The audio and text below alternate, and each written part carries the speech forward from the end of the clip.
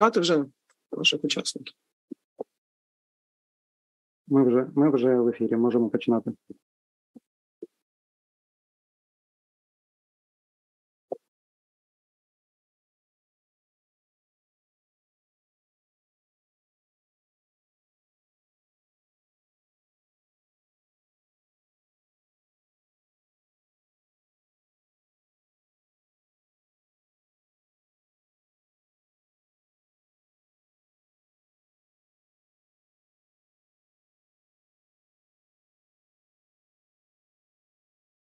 Можемо починати.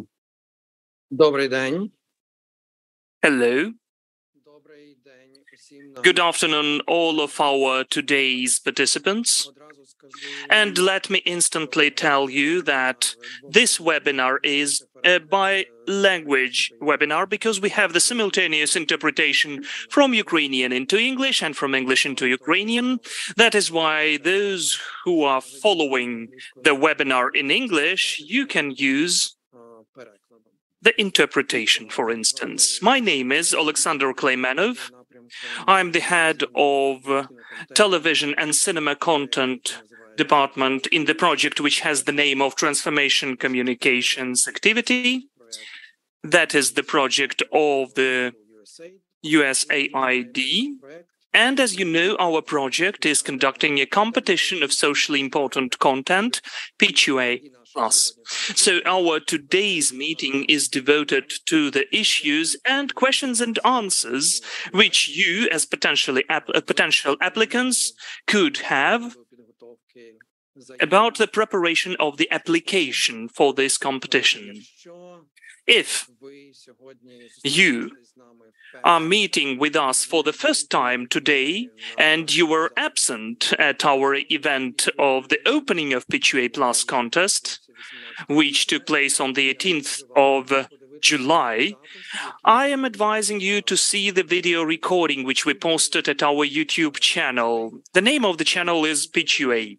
So please attend to it and watch the recording of this event. You'll get to know lots of very interesting and important points. If you are planning today to pose any question and you are still not acquainted with the document which has the name of RFA, Request Form Applications, that is the document which describes the rules of the competition, I really advise you to get acquainted with it while we speak about some of the overall points about the application's preparation. Because when we move closer to the Q&A session, maybe you will already find the answers for your questions in this document, because in fact, the majority of the answers can be found there. They are there. Let me tell you again that the topic of this iteration of PITCHUA Plus competition is the stories of Ukrainian strength, and the applications are submitted till the end of the day of the 14th of August.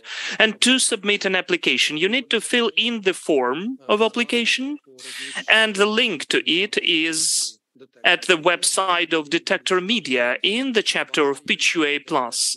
The banner which leads to this chapter is posted on the landing page of the website Detector Media. You will easily find it, and it has a separate article which tells us what you need to do to submit an application.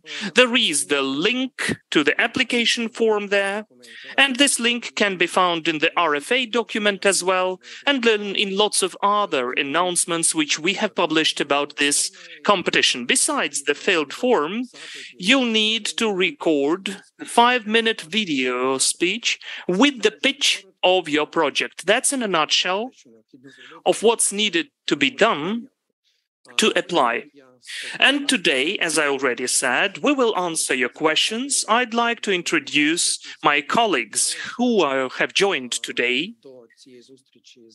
This meeting with you, we have Maria Ishchenko, who is the representative of our grant team. We have Tatiana Kyselchuk, who together with me is working in the sphere of TV and cinema content, and deputy head of our project, Spencer Nordwick, who's also together with us here, and also Adam Siegel, our Hollywood consultant, one of our consultants.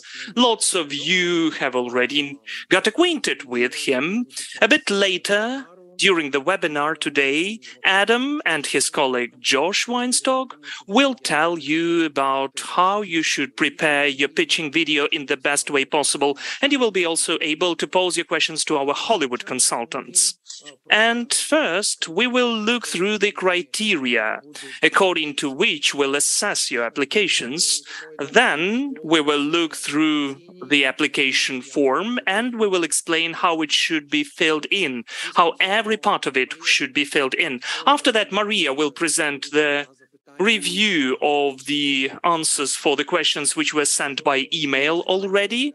If you don't know, we are regularly publishing these answers for the wide audience. The link to the Q&A form is also published at Detector Media website in the chapter of PITCHUA Plus in the article where it is told what you need to do to submit an application. The link to the page with Q&A is also located in the RFA document, which again, let me remind you, you need to read very carefully to prepare the application and to understand what's needed for that. That is my introduction speech today. I'd like to tell you that if during our webinar we hear the air raid alarm in Kyiv, we'll have the break of 5 minutes for all of those who would like to move to the bomb shelter or to the safe place could do that. And after that, we will go on. But I do hope that everything will be safe and we won't have any air raid alarms during the webinar. And we would like not to have them even after that. Okay, so let me give the floor now to Deputy Head of the Project of TCA, Spencer Nordwick. Thank you so much, Alex. I'm really happy to be here to talk more about PITCHUA Plus. As a reminder, I think you all know PITCHUA Plus is funded by the U.S. Agency for International Development in cooperation with the Ministry for Culture and Information Policy.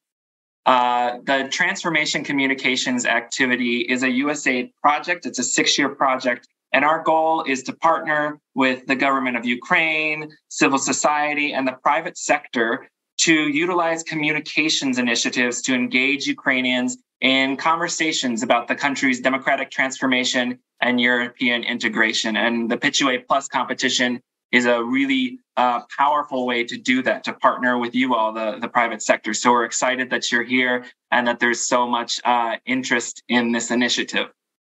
So what we're going to do today is we're going to start off by just reviewing the merit review criteria.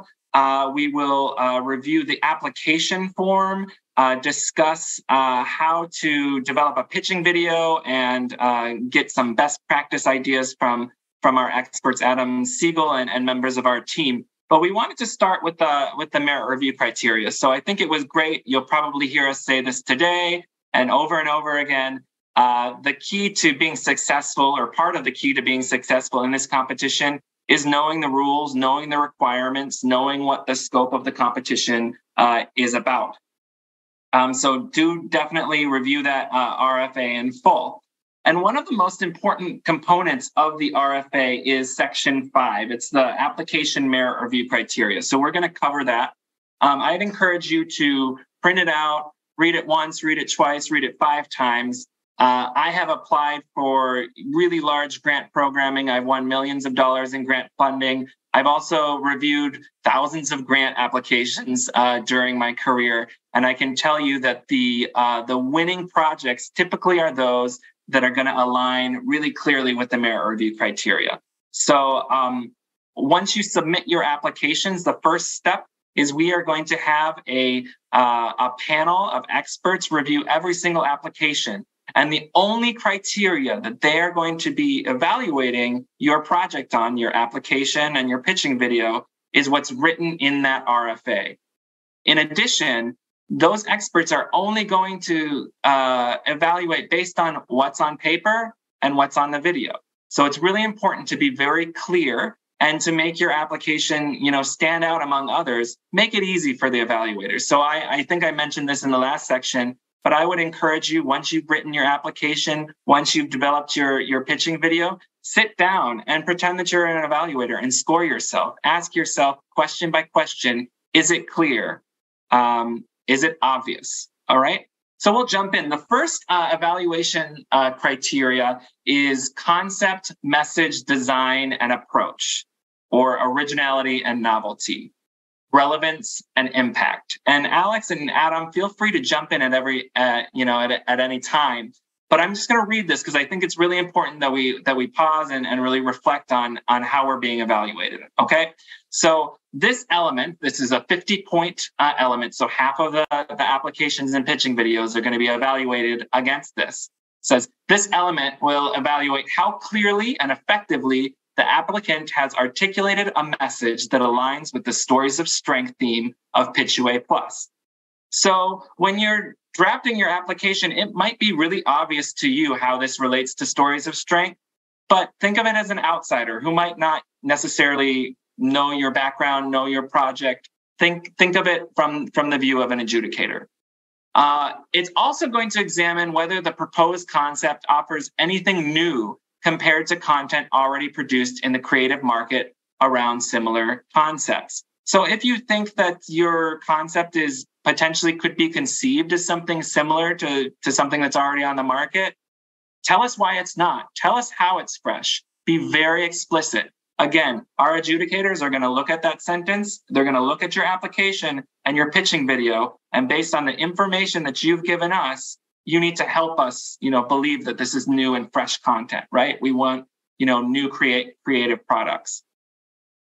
The concept must ensure that the consideration of gender and social inclusion are addressed in the proposed material. So there are specific questions in the application form. Really think about inclusivity. And that's something that we're going to be working on even in the doctoring sessions. The shortlisted applicants will also have a chance to review kind of best practices in gender and social inclusion. But come up with a plan. Make sure that your materials are addressing that. Don't ignore it because it might impact your ability to be shortlisted. So the materials, so the script, episodes, scenarios, season descriptions, etc., they need to have direct linkages with Stories of Ukrainian Strength theme and at least one of the proposed subtopics. So I would suggest if I was drafting this application, be very explicit. You might want to use the sentence, this concept is linked to Stories of Strength because, and finish it. Tell us. Be very explicit, right? Don't assume that we as adjudicators or whoever's on the panel are going to draw that linkage between your concept and Stories of Strength. And it's really important. I think I said this in the last presentation too. We're not really looking for concepts that are just trying to obtain funding. And so they're, manipulating a certain idea or a concept to fit Stories of Strength. We're looking for really compelling ideas that are in line with the scope of work. So really think about that scope of work. And I think Alex and Adam will share more about that later. This criteria is also going to evaluate the degree to which the program will feasibly be able to impact the intended audience and provoke social change, thought, and dialogue. And that's something that you're going to have to tell us. Why you think that this topic is important? How is it going to spark that change? It will evaluate the degree to which the concept is feasible and realistic to be produced under the current operational context. So really think about what it's like to produce in Ukraine or wherever you plan on producing right now. And we need to understand as evaluators that you're going to be effectively able to develop the content that you are pitching to us. And then ultimately, the applications must be clear, right? The structure of the concept must be coherent and well thought out. So as a reminder, all of the materials, all of the application should be translated into English. We will have international experts reviewing these materials. And it would probably be worth it to hire a professional translator if you need to, or hire a native speaker maybe to proof the application and make sure that it's clear. language-wise, and then also that the application makes sense and it's addressing everything that we want it to. This is worth 50 points. But after the initial applications are shortlisted, we're going to go through a doctoring session, and the shortlisted applications will be invited to resubmit. So they'll be able to revise their original application form and resubmit it, and eventually repitch. So after the doctoring sessions, this criteria will weigh 10 points. Well, or 40 points, I apologize. So that criteria is going to weigh 40 points instead of 50 points. And then 10 points will be given to the integration of experts' advice. So the extent to which the final concept effectively integrates expert feedback from the pitching and doctoring stage, including outlining what was modified, how, and why the concept was improved as a result of this feedback. So really think about that criteria line by line. That's half of your evaluation. That's half of your score. And you don't want to miss one component. There's a lot of components on here. We're essentially going to have a matrix for all of our adjudicators, and they're going to look at every single application and make sure that every item that's listed in that merit review criteria is addressed, and they'll evaluate how effectively it was addressed and how compelling your application and pitching video are. Alex and Adam, do you have anything to add about that particular merit review criteria?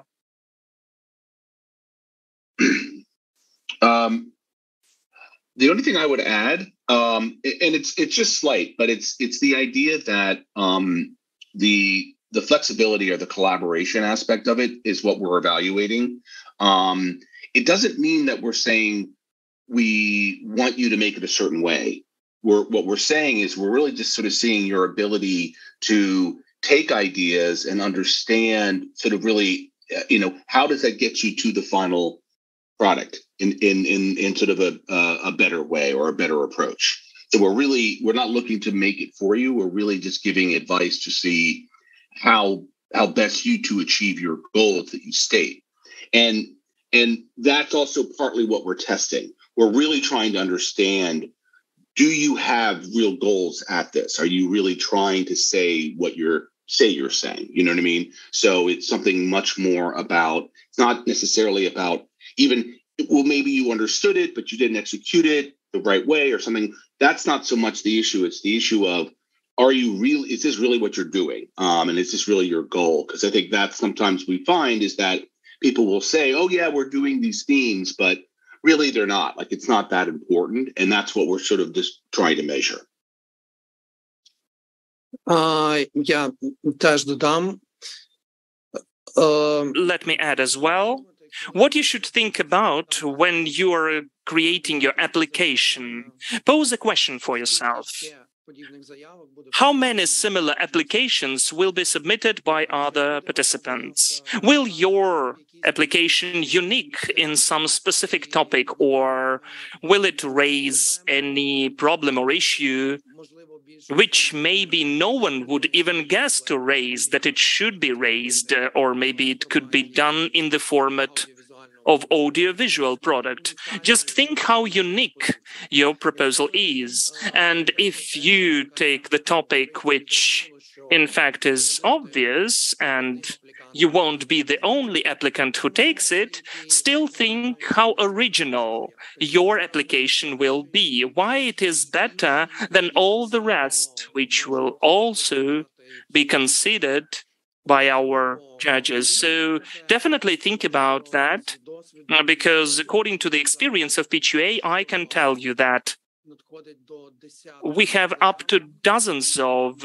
similar or even the same applications. So please, have the proper attitude to your concept. Don't approach it as if it's just an opportunity to get some grant money and that's it. It's not that easy, in fact. You should really create an interesting and unique in its own way project, at least at the level of an application, at the level of the concept, with the comprehensible continuation and follow-up during the production and dissemination and distribution. So please do not forget that the participants are many, they are multiple, and the people are thinking more or less in the same way. So please think how your application can be different to the better, of course, from the rest similar ones. Spencer? I may add also, you made me think of something, Alex. The other aspect of this is really to understand your knowledge and passion about the subject matter as well. So again, when we're evaluating you, and also when we're coming in to give you the this is for the next cut, but when we're maybe doing some doctoring, what we're gauging is your there you go. What we're really trying to find out is your passion, your understanding, the depth of understanding you have about the project, your really how important it is to you. Because we'll get that. We'll get that from the video, but we're looking for that. Creatively, it's really important because you're going to be working on this for a long time. Experienced producers know this, directors, writers, we all know this because you have to engage with this project for a long period of time. So, for example, personal statements, some version of that, or some idea about why you've come to this idea, why this is important to you, is really helpful for us to know. And we'll get into this later, but really, as we've been saying, or Josh and I will reiterate, this is about you. We're really trying to understand who you are. So we will definitely be looking at that as part of this, description or this understanding, certainly in the application. The more passion, the more depth of understanding you have about the topic is a really, really great point to bring in here. Again, and that will make it unique, to Alex's point. Thanks, Spencer.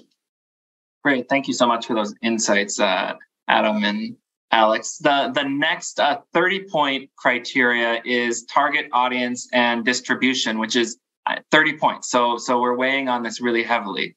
The extent to which your application clearly articulates the target audience that's relevant to whatever socially important issue that you're raising in the concept, and demonstrates an understanding of how most effectively to reach the target audience by outlining the appropriate distribution channels and how you plan to access those channels.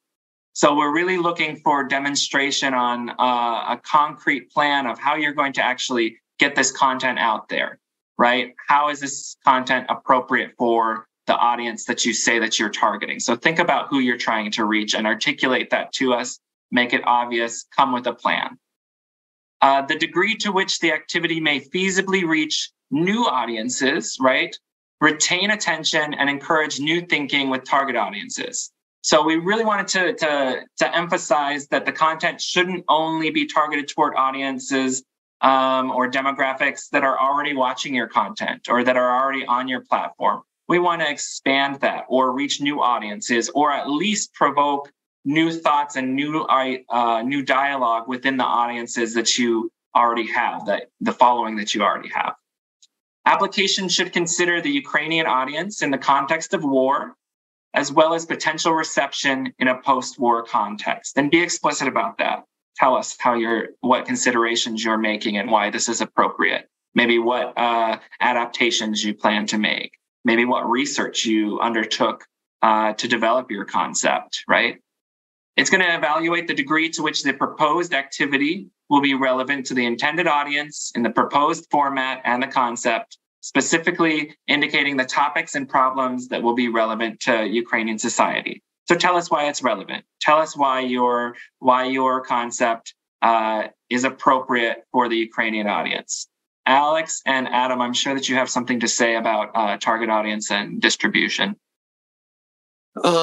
Так, я хочу додати, що насправді в Yes, цьому I would like to add that in this criteria, there is a very important answer to the question which we also get from you, whether it is possible to submit the application only to develop the scenario of the project. Definitely, if you would like to develop only the scenario of the project, you won't be able to distribute this product and to reach our target audience. And actually, distribution and reaching the target audience is a very important criteria of evaluating and assessing your application, and it will give you 30 points. So in the format of this competition, we cannot support only developing the scenario. And if you have an opportunity to cooperate further with the production company so that within the framework of this competition, it will be possible to develop a project as a whole. And by the end of the grant, this project will be published and it will reach its target audience. Then you will have to explain us how you're going to do it. But a definition, a very specific definition of this target audience is very important. And we are not only talking about demographic groups of men or women or small or large cities or 35 years, under 35 or 18 to 35. We are talking about the more specifically defined the target audience. We are going to discuss that later, and we are going to discuss the items of the form of the application. But please don't forget that it is very important to distribute the project which is going to be developed. And this is a very important objective of this grant. Adam, would you like... Yeah, we'll go into it again. Josh and I will cover this as well. But so Alex is right. We're looking for a specific and relevant target group that you're speaking to. But that can be on levels, right? So there's the core group, for example, who is perhaps particularly impacted by this issue or have shown interest in it. Sometimes it's also helpful to have reference points.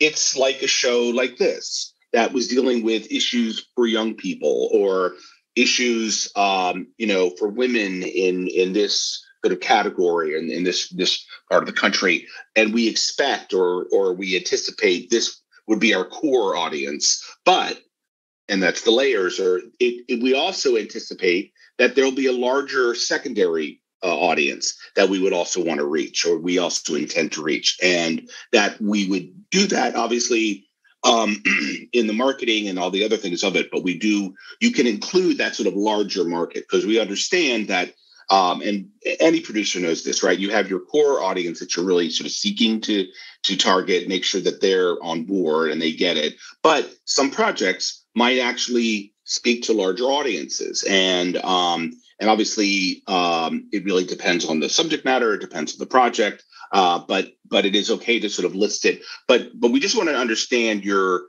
awareness of it, right? Like, so if you're going to list a larger audience, that's fine, but break it down so we know what the core audience is and then what the sort of larger audience that you anticipate. That's great. Yeah, and I mean, with this category, it's really kind of emphasizing, of course, part of the goal of PITCHUA is to support the creative industry in Ukraine, but a huge part of PITCHUA Plus is ensuring that this content is reaching the right people and ultimately sparking those dialogues. So the better that you can show us how you're going to do that, the better you'll be evaluated. The next criteria is past performance and personnel experience. It states that previous or ongoing experience implementing similar activities by the applicant. So if you don't have, blatant previous or ongoing experience, describe how you plan to utilize other previous unrelated experiences to implement your proposed project. Okay. This examines the applicant's experience, which is a critical factor in assessing the capacity of the organization to implement this activity. Applicants must demonstrate that they have experienced staff and necessary to complete the project, and we will be checking positive references prior to awarding a grant. So this is is multi-pronged. Definitely from an organizational perspective, it's really important for you to show us, what relevant experience you have. If you're a newer organization, maybe you have really experienced staff, right, that have come from other organizations and bring, decades of experience with you. I also want to highlight that, again, make no assumptions, right? So the panel will be evaluating what is written in your application and what is included in your pitching video. So don't assume that we know the background of your production house. Don't assume that we know the background of every single piece of content that you've developed in the past. Of course, we do our due diligence and we do our research, but again, make no assumptions. Make this really easy for adjudicators. And then at the same time, demonstrating, organizational capacity to be able to implement that activity. If you're a newer organization, do you have, staff in place to be able to manage a grant? Have you previously managed grants, or have you previously managed production budgets? Do you have an accountant in place, or maybe do you utilize an accounting firm? So proof that you're a strong organization that's able to operate the grant from a financial and administrative angle is also really important to demonstrate to us. And that's something that we'll be evaluating during the competition. And then every single organization, even the winning organizations, will still go through an administrative evaluation to make sure that they have the systems and policies in place. And in some cases, we'll help you, if you don't have certain systems in place, we'll help you establish them, or we'll require you to establish them before we get started. Any other things to note, Alex and Adam? У нас надходили запитання. We have got some questions. The questions were the following: whether the director or this script writer who does it for the first time, who's a debut, and whether they can apply, but they have to be the members of the team. But it's very important to have the other representatives in this team who have experience, so that it will be quite understandable that the team will be able to implement this project. And this project will be actually implemented on a top level. But definitely we cannot say that a specific participant of the creative group is a debut, making his debut. We do not object that. Yeah, sure. Spencer?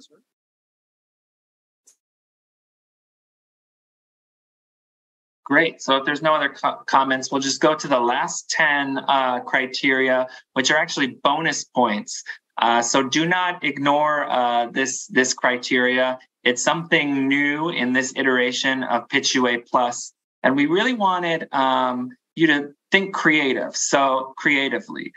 So for 10 bonus points, we're going to be evaluating reach. And there's a specific question in the application and a place for you to put your ideas down on paper. So it's the degree to which the applicant presents a comprehensive and feasible plan to utilize its content to promote dialogue through events, screenings, discussion groups, or other innovative formats that will engage Ukrainians and or the international community, specifically in dialogue, right? The degree to which the application includes viable government or civil society partners to utilize and amplify content. So we really wanted to challenge you, as appropriate, to come up with ideas of, once this content is released, rather than traditional distribution methods, what else can you do to kind of spark dialogue? How can we utilize this content to engage communities, engage Ukrainians, engage the international community, kind of in unconventional formats? Note that we talk about the degree to which the applicant includes government or civil society partners. We're just talking about partners for utilization, not a formal partnership or, a joint application or joint funding or anything. But think about it. Are there non-governmental organizations that you could potentially partner with to air screenings? Maybe there's universities or schools that you can partner with for screenings, or schools that you could develop educational toolkits for discussion groups or things like that. So we're really looking for a lot of creativity for how this content can be utilized. So this is a bonus point category. We think it's exciting and something new for us. So we're looking forward to your ideas. Adam and Alex, anything to add? Let me add a couple of words, Adam. Я хочу тут нагадати, що PITCHUA I would like to remind you that PITCHUA Plus is the competition of the social content. And we emphasize here that in the content, which is going to be supported by this program, well, very important, socially important issues are going to be raised. The issues important for the Ukrainian society. This means that the organizers of PITCHUA expect your proposals to deal with the issues and the problems where there is, ambiguous attitude in the society. And you, with your content, are trying to change the attitude of the people who maybe not completely understand the issues and the problems. They don't understand exactly what the problem is about. And by your content, you will help these people not only to learn something new, but actually help them get a right understanding of the problem, open their eyes to this problem. And in this item, we are going to emphasize that you are not going to use only the direct distribution of the content and to reach those people who, from the very beginning, were not sharing your idea and were not your champions, or they do not support the ideas which you are going to lay out in your content. But these are people who actually have a negative attitude to it. But maybe you will use this content and the platform, and you will talk to these people not only using the traditional platforms of distribution, but only you can use other platforms, other ways to reach these people, maybe to screen your products and arrange discussions about your products. And this will confirm the fact that this content could be used to try to resolve very important, socially important issues which exist in the society in Ukraine. So please pay attention to this criteria and think of how your content after you produce it will live outside the platform where you initially plan to distribute it. Adam? Yeah. Here we go. From a producer point of view, this is really, in a sense, related to your marketing and your approach on how you will raise awareness around your series or film or project. Projects that are web-based, that are geared to the web, this is really important, right? Because it's going to have to be through social networks and this sort of thing, and generating. And how social networks and all of these things work is it's about starting conversations. It's not about, just hoping that some people are going to find your work. In Hollywood, even these are techniques that people are using all the time, particularly. And this is, one of the capacity building ideas that we've been trying to work on for a while, and is that because these are social impact issues, there is already probably like a large community of people out there who are concerned about this and are interested in this. So one of the perhaps techniques is to know that community, right? To reach out to them. To ideally, you already are, but if you're not, that might be something to sort of include or to think about, because they, particularly if you're talking about an issue that they care so much about and want to expand on, they will also have ways and ideas on how to get it out there. They have social media channels. They have all these other ways. They have meetings. They have doing things like that. So again, that would be another example. But it's really thinking about your larger. It's just thinking in social media terms. What is the community that is affected by these topics? How are they, sharing information? Who do they talk to? Where, what are the different ways to connect to that community? That's really the secret to this, both in terms of the larger issue of like generating conversations in the country around these topics, but quite frankly, from a marketing producerial position, which is how do I get people to watch my show? And both of them are the same. So it's really about getting understanding those communities and how those communities reach sort of their larger group of people. Right, and we really want to encourage greater, creative utilization. We want to encourage non-governmental organizations and government entities to utilize social impact content for their communications initiatives. So think about those shared values. Think about those win-win solutions. How could, a local NGO or organization use your content to further their own narrative or messaging or spark dialogue in communities? So this is a really exciting category. I'm glad that we have it this round. So those are the merit review criteria. Again, print them out, be your own judge. They are your key to success for sure. We're going to go into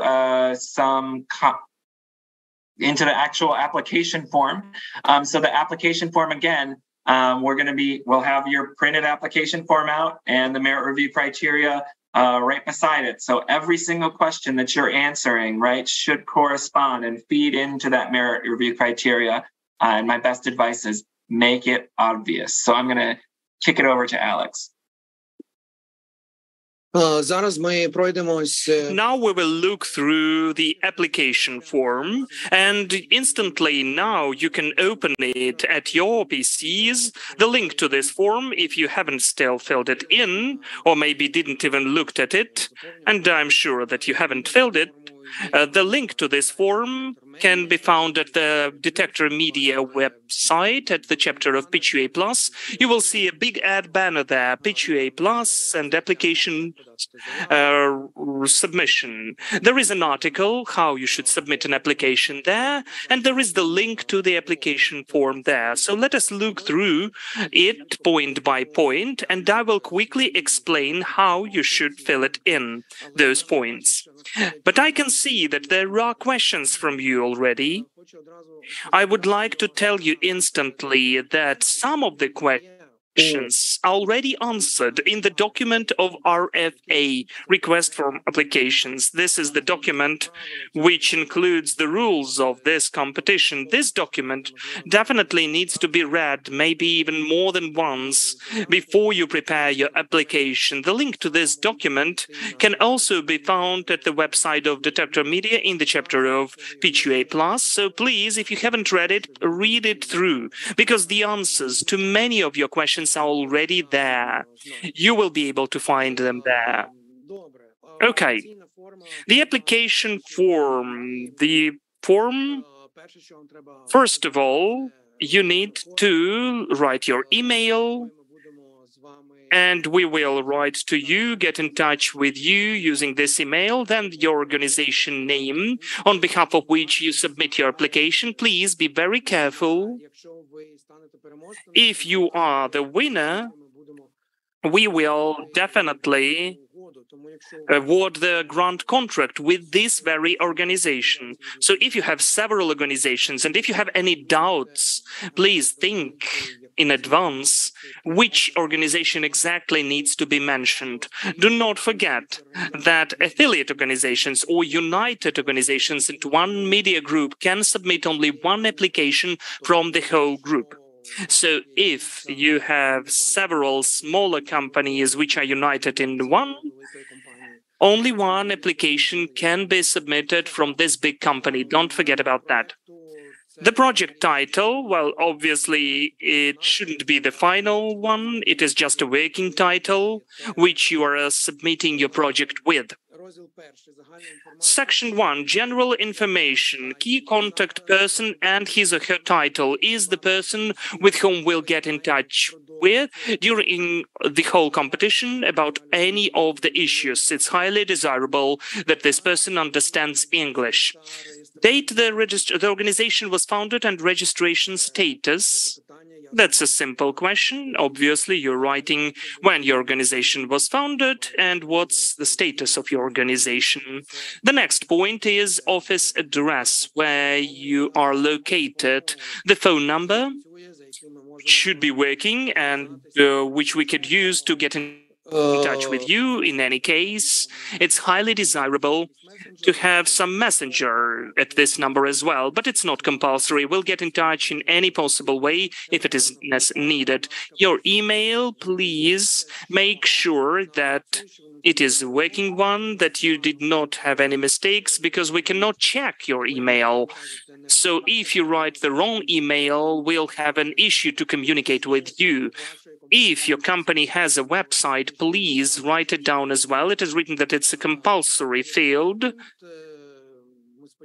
Well, we hope that you'll be able to mention your website, or maybe if you don't have a website, the link to some aggregator where you collected the works which were implemented by your company, or you have your own profile in some social networks like Facebook. Please select the website which you'll be mentioning here, but we should understand what company that is.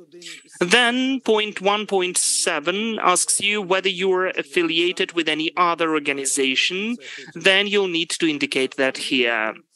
Section 2 is the project description. First of all, you need to select the type. We have here the whole list, but it's not the exhaustive list. The last point gives you the opportunity to add any other type of a project. You may clarify or specify which type of project you are considering your project to be. And instantly here, I'd like to specify one more point. It is written in the rules that we are not considering one episode short, under 40 minutes films, documentaries or feature films. This is the only exception from the whole range of project types which could be there, which are not submitted to the competition, because the format of one-off or short movie under 40 minutes are not that convenient for mass distribution. Those are popular projects and formats for festivals.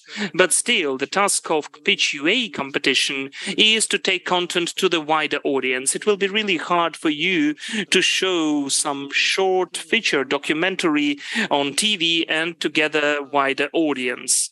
So just for that type, let me repeat again, one-off or short films under 40 minutes, documentaries or feature films, for this type of content are not considered. So if your content is 5 episodes, 5 minutes each, that whole length is 25 minutes, then this content can be submitted, because 5 episodes, 5 minutes each is not a one-off or short film under 40 minutes. Please pay attention to that. There are lots of questions about what can be submitted, what cannot. RFA specifically defines the only exception which is not considered. Genres are the next point. There's no need to explain anything. You select the genre which really corresponds the best way to your project, and you can also add some other genre in the last point. Point 2.3, the number of or quantity of episodes. If you have the multi-episode project, in spite of us not submitting short films, documentaries or features under 40 minutes, we are considering full-length and films which are longer than 40 minutes. So it shouldn't be definitely the whole series. It could be a one-off project, but you just write the quantity of episodes according. If it is a one-episode project, you just write 1 in this point. The length, overall length for the multi-series projects or of the episode, and using the slash, you should mention both figures. Total projected audience within 1 month of the publication of the last episode, if you are planning to produce a multi-series content. Please remember that the grant from the competition of PITCHUA covers the whole production process for the content and the publication of the content, either at the online platform or at the TV channel or the cinema distribution. So the last milestone of our grant contract is always about what amount of projected audience you manage to achieve or cover after the publication of your content. This audience is measured for the objective of the grant contract in a month after the publication, sometimes in 2 weeks after the publication, but not later than in a month. So, for instance, if you understand that after the publication, during the month, within the month, at some of the online resources, your content will be able to collect 3,000 or even 30,000 views, you should think whether it is an efficient spending of money of the American taxpayers, if such audience is not that wide to watch your content during a month. But if you think that during 10 years your content will have millions of views, it's cool. We'll have the question in the forum, what's the total projected audience of your content during the whole life cycle? This figure is important to know, but for the objective of the grant, the assessment of the audience will take place within a month after the publication. So please try to plan, to imagine the amount of people, the number of people who would you really cover, because the figure which you mentioned here, it will then be mentioned in your grant contract if you win. And you will have to confirm this figure, you will have to achieve it in real life. Point 2.6, project's development stage. RFA in the rules describes that the projects are submitted and taken which are at the beginning stage. It is not mentioned in vain, because there are several reasons why it is very hard to fund the projects which are already in the middle of the production process. Or if you are into the production, you have some of the obligations in front of the projects, in front of the co-funding partners. Maybe you have some of the planned terms. The grant of PITCHUA can be awarded for some time. We don't take responsibility for what you promised to other partners of yours. So it may happen that if you're already in the middle of your production, then the victory in PITCHUA competition can even create some of the problems or issues. We'll have to wait or delay some of the processes. And it's very important that USAID, in fact, takes very active part in the development of the project at the level when the script is done directly with the help of us, and USAID would like to be sure since the very beginning of the project that the project is really covering socially important topics which were mentioned in the beginning. So the script is written in compliance with the policies of USAID. These policies are written down in the grant contract.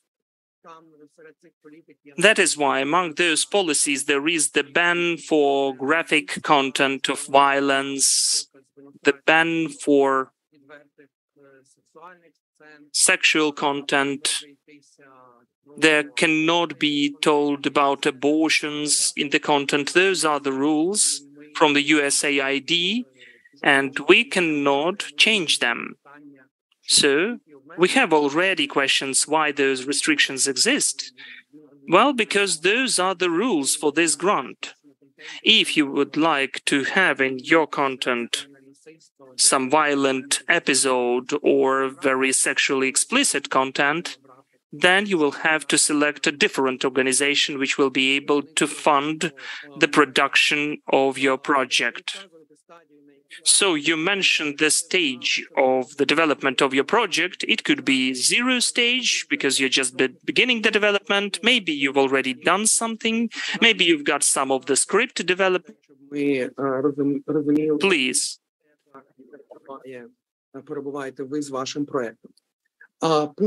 We need to understand what's your project's development stage. 2.7. Are you going to involve any experts or consultants whose activity sphere is related to the topic or problem raised in your project? That is a very important point. We really encourage you to involve the experts, because thanks to the involvement of the experts, you'll be able to understand the problematics better, the problems which you are going to reveal in your project, and those experts can help you in that in the appropriate and efficient way. So please do not neglect this point. Please think who you'll be able to involve, but you'll need to mention just surnames of the people you'd like to involve. So please think who is the best convenient consultant for you. Point 2.8, planned demonstration platform for the content. So you just mentioned whether this content is for TV or web or cinemas. If it's TV, then you may write which TV channel you are considering. If it's internet, which web platforms you are planning to distribute with. Point 2.9, if distribution of your project requires a broadcaster, film distributor, etc., have they already confirmed interest? If you've already started any talks about your project with these platforms, then please mention that we do not need any of the confirmation documents at this stage.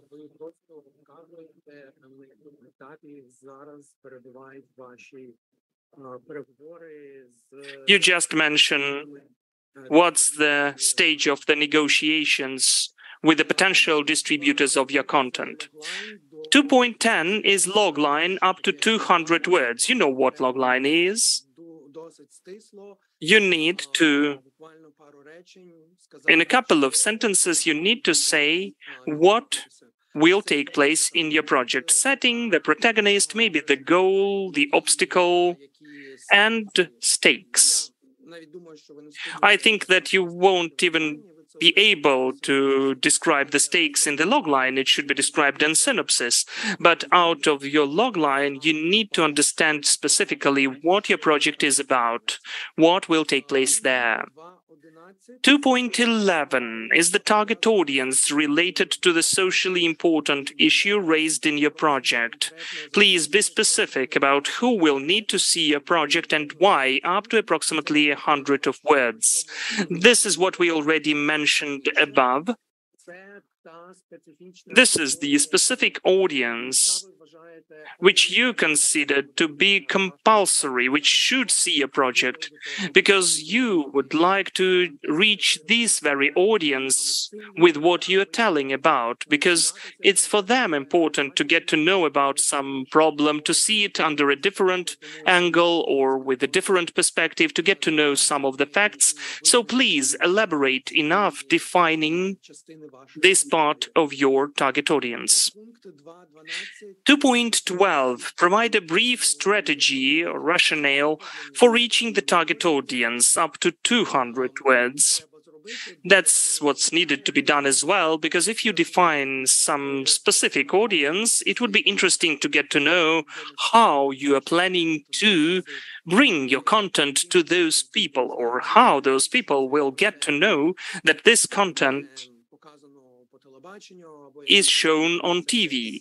And if it appears somewhere online, please share your plans about covering this target audience. 2.13 bonus points. If applicable, please provide a plan to utilize your proposed content to promote dialogue through events, screenings, discussion groups, or rather innovative formats that will engage Ukrainians and/or the international community. Please indicate if you will partner with any viable government or civil society organizations to utilize and amplify content.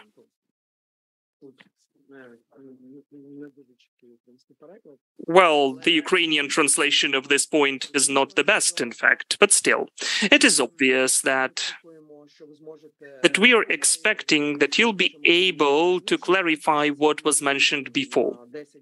Those are the objectives for 10 points, how your content could be used for strengthening the dialogue in the civil society, like, for instance, some ministry could use your content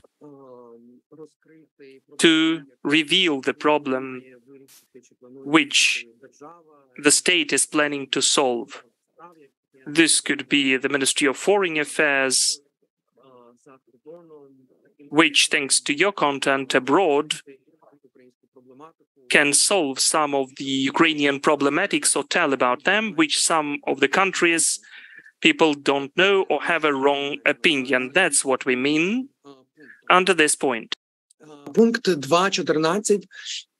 Item 2.14, whether you have researched some other educational materials within the educational platform. PITCHUA, it's not only the competition for the grant, but it's also a educational platform. And we, on regular basis, carry out educational activities for the representatives of the virtual industry of Ukraine. We are inviting international experts. Adam today is with us, and he, as a rule, is actually, and Josh wants they also moderate these meetings, and they invite the international experts, producers, and directors who share their experience, and they are sharing this experience with their Ukrainian colleagues, which is very, very useful for them. Some time ago, we had the meeting with the representatives of the Norwegian broadcaster NRK, where the directors of various areas were telling how they are working with the procurement of the Ukrainian content, on how they are reviewing the applications for co-production or co-financing. And all our educational events are being recorded, and they are in our YouTube channel. So if you will find PITCHUA in the YouTube, you will find those recordings, and please watch them and actually mention in this item whether you have been participating in our educational activities. It will be interesting for us to find out. And the third part, it's synopsis. Well, it's up to 1,000 words in English, and you have to explain the concept and also for non-scripted projects and the storyline for the scripted projects. Well, I think it is understandable. And actually, this is about the structure, and the projects are to be structured, and also you can develop idea, and you have to tell us how you're going to develop this idea and what the structure is going to be. That you will have to fill in all the gaps with the structural elements and the benchmarks which you would like to include into your project. Please don't forget that the main idea, the main objective of the selection of the projects in PITCHUA is to find really interesting, unique projects which will help to discuss the important, socially important projects in the Ukrainian audience and also for the international audience. Your applications are not going to be reviewed very formally, and well, you have to think creatively about it. So you will have to describe, you can describe the way you can do it, at which phase you can do it, and take into account the phase of the development of your project at present. And we actually included this reference to the structure to help you so that you can provide the synopsis the way you understand it. And 3.2 is the same, but it's in Ukrainian. The part number 4, the relevance and the impact, how the concept you offer actually describes the history of Ukrainian force, why it is important. Explain, the topic of the history of Ukrainian force is a very general topic, but there are subtopics and there are questions on these subtopics. But please explain how this project is going to tell the stories about Ukrainian force. And the item 4.1, what socially important topics are going to be dealt with in your project? They might be not included into the list we provide, but you believe it is necessary to dwell on these topics. So please let us know about them so that we will know what you are going to dwell on. And the item 4.3, which these proposed the subtopics are going to be covered in this project. We offered this as a tip to you to understand, so that you understand what a wider look could be taken at the history of Ukrainian force and Ukrainian power. And there is a very long list, and I'll select 1 or 2 subtopics and use them to develop your topic. And you might add your own ideas as the last point. And again, we would like to emphasize, but you asked the question about it. Maybe it is possible to apply for various subtopics, but we have one topic for PITCHUA. It's the history of Ukrainian force. But these subtopics simply help you to actually dwell on the main topic. And that the topic is just the topic of the history of Ukrainian force. The section number 5, scenario and the structures. Here you mention and you add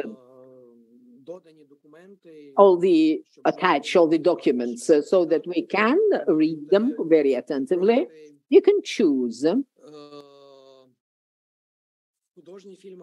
a feature film or the series, a documentary, or this structure and outline, or the session structured and script online with the first episode and with the dialogues. And there are certain requirements to what has been submitted for each of these kinds of content. Well, in principle, the only difference is the following. For serious projects, we would like to tell us how the project is going to look like from the beginning to end, and how one episode is going to look like, what the structure it is going to have. If it's the project about the television series, you might offer the arc of the season and then to explain how the situation is going to be developed within the framework of the first episode. How do you see the beginning of it and opening section of it, and what you are going to arrive at the end of the first episode. The section 6, the team management and capacity. Well, please pay attention to the fact that it will be necessary to get the CVs and creative portfolios to the application package of documents. We would like to find out more about your team and what the experience your team has. And 6.1, you describe the company, organization, and the experience in the similar activities. And you can add all of the references to the projects which have been implemented by you. 6.2, the name of the producer. 6.3 is 150 words about the producer. It's a very important person. Now, this is an individual who is responsible for implementation of the whole project. And we hope that the producers are not going to be changed during the production. And that's why this is a key position, a key person, a key role. And we would like to see the producer who has the experience of implementation of the projects, of the scope you are submitting the application for. 6.4 is the name of the director, and 6.5 the information about the director, and the portfolio. On way 6.6 it's the name of the author of the scenario, and 6.7 is the information about the author about of the scenario. The section 7, it's the implementation plan and distribution of your project. Please write us about the time framework, and the scheme is going to be the following: the key activities, the date of the beginning, the date of the completion, and location. Please write us the plan, which maybe you already have drafted. And this is about the production of the project. Please don't forget that you should not plan prior to the end of the November 2023, because it will be not realistic to start to do anything prior to the November of 2023. And the grant is going to be financing the work which have been carried out after the signing of the grant agreement. And if some works have been already implemented prior to the signing of the grant agreement, it's not going to be financed from the grant. 7.2 is the a long-term plan for the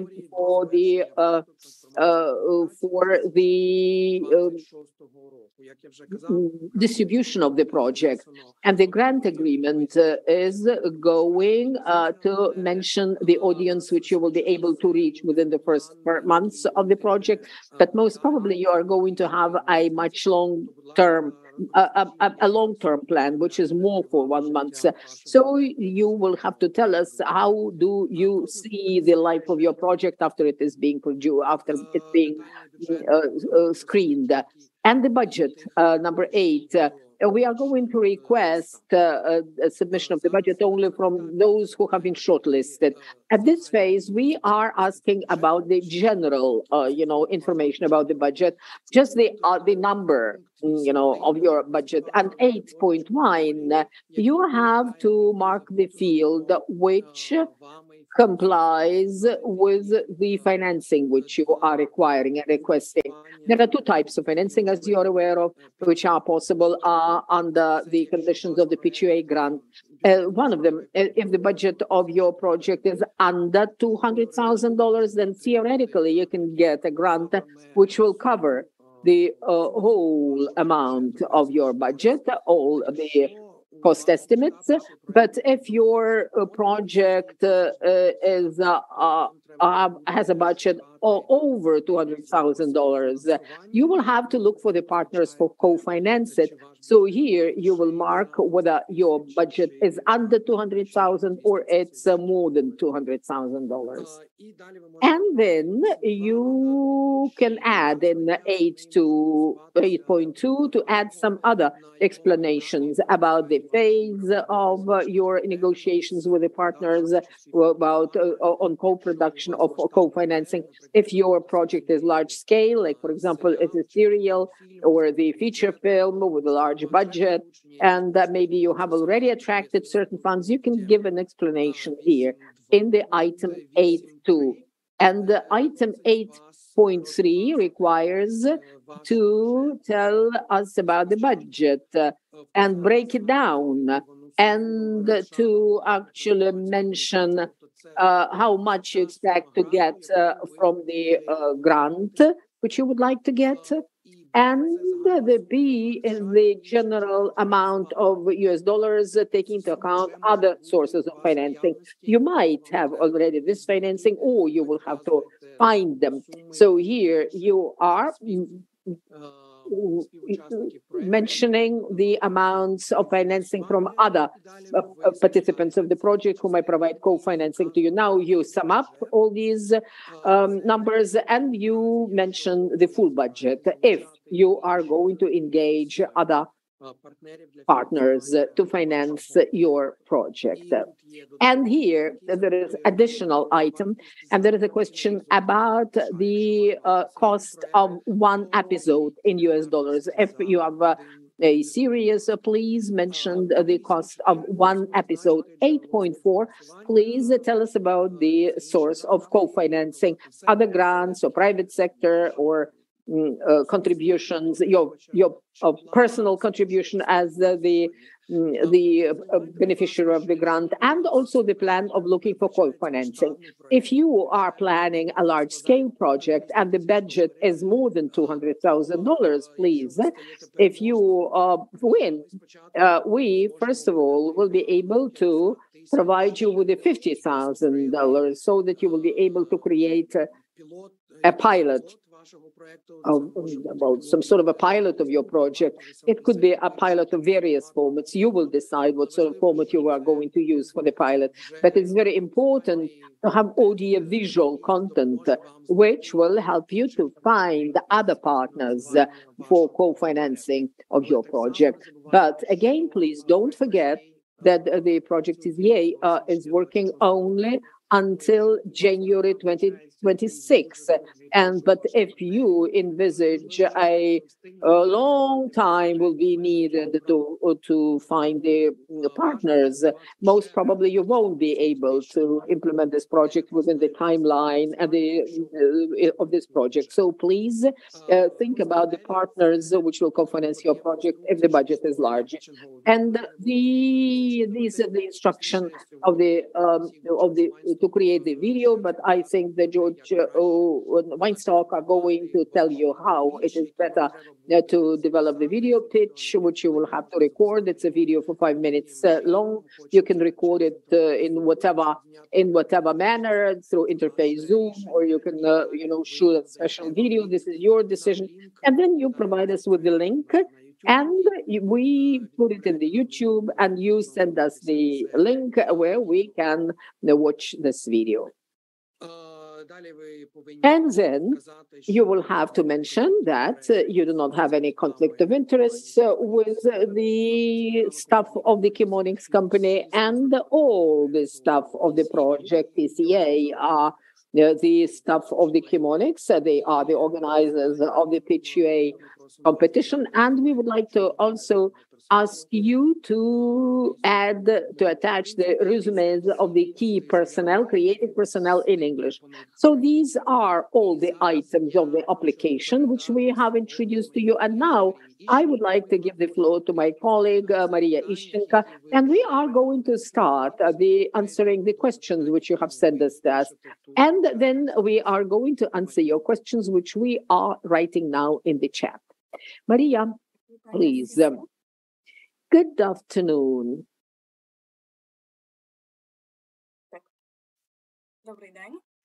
Good afternoon.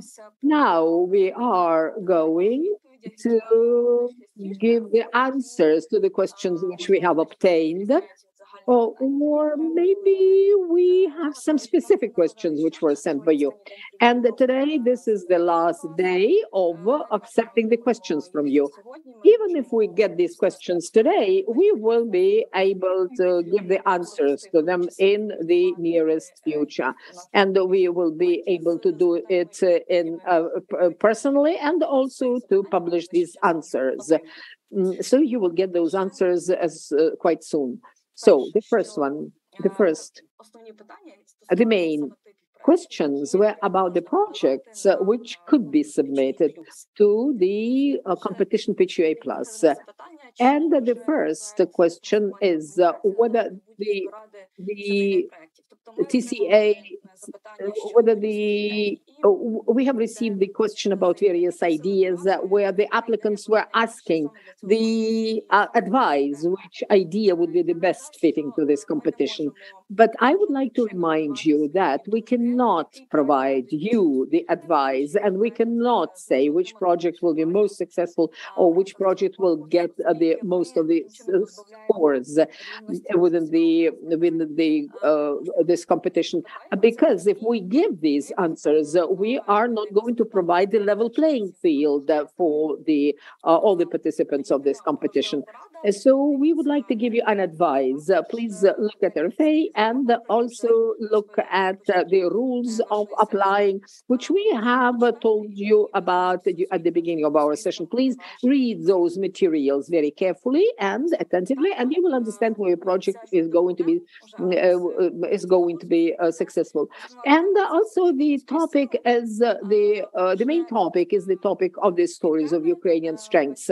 And all these subtopics was given to help you to understand what topics will be most relevant for the project. So you can choose one or more subtopics which will be the best for your project. And also whether you accept the short films. Alex mentioned that already. And actually, this will be the short films up to 40 minutes. Short one of 40 minutes films are not being accepted. The next category question was about the applicants. Well, first of all, whether one company can submit several applications. No, it cannot.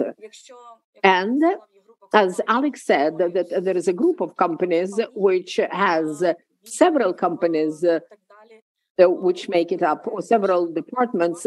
Only one company can provide submit the application out of this group of companies.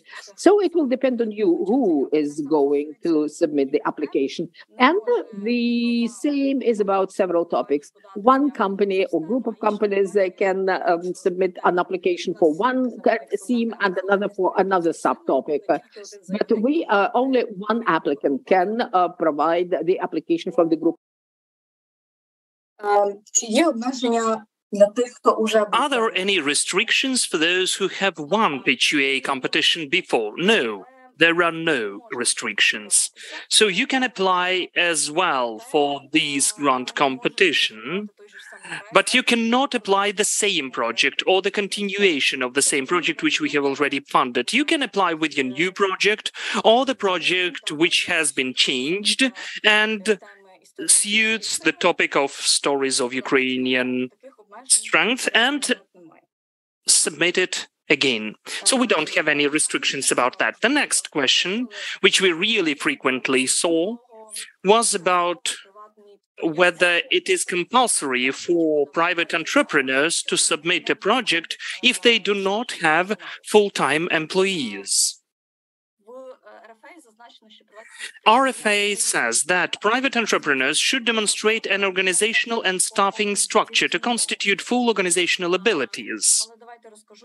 So let me tell you what that means. That means that the private entrepreneur or the sole entrepreneur must have some full-time employees, because we understand it can be hard, but from your application at least we need to understand that you will be able to involve the people who will be able to implement the grant according to all of our rules and conditions. So your application should demonstrate that you are submitting not like a person, a private entrepreneur, but as a team. And still, later we will assess whether your application is the winning one. The grant department will assess whether you are capable to implement your grant application, your project. So we will assess your administrative, technical, financial capacities, not only to get funding, but also to use it with a high quality. The next block of questions were about budget. And again, if 200,000 is not enough for the funding of your project, what should you do? You can submit for the grant competition and get funding up to $200,000, but you will need, as for TCA project, it will first fund the development of the project and the creation of the pilot project up to $50,000. It does not mean that you are submitting the application for $50,000 and you mention it as your budget. You are mentioning the overall sum of money which you need for the production and distribution of the whole project. But in the field where you have the selection of two options, whether 200,000 is enough for you or not, you mentioned that it's not, and that you'd like to get the funding first for the pilot project. Okay. Somehow I skipped several ones. Yep. The next one. If you have already started the production of your project, but you need additional funding, can we submit it to the competition? You cannot submit with the project which you've already started the implementation of, when you started the production of the project. As Alex mentioned above, it can change a lot.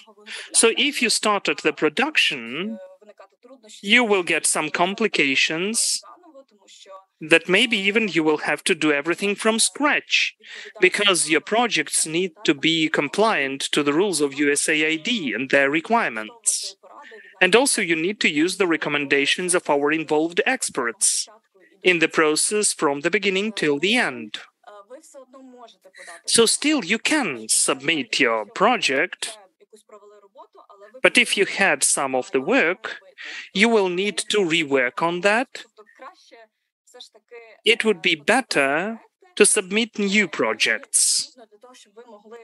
And from the very beginning, you will have to do everything according to the rules and regulations of USAID.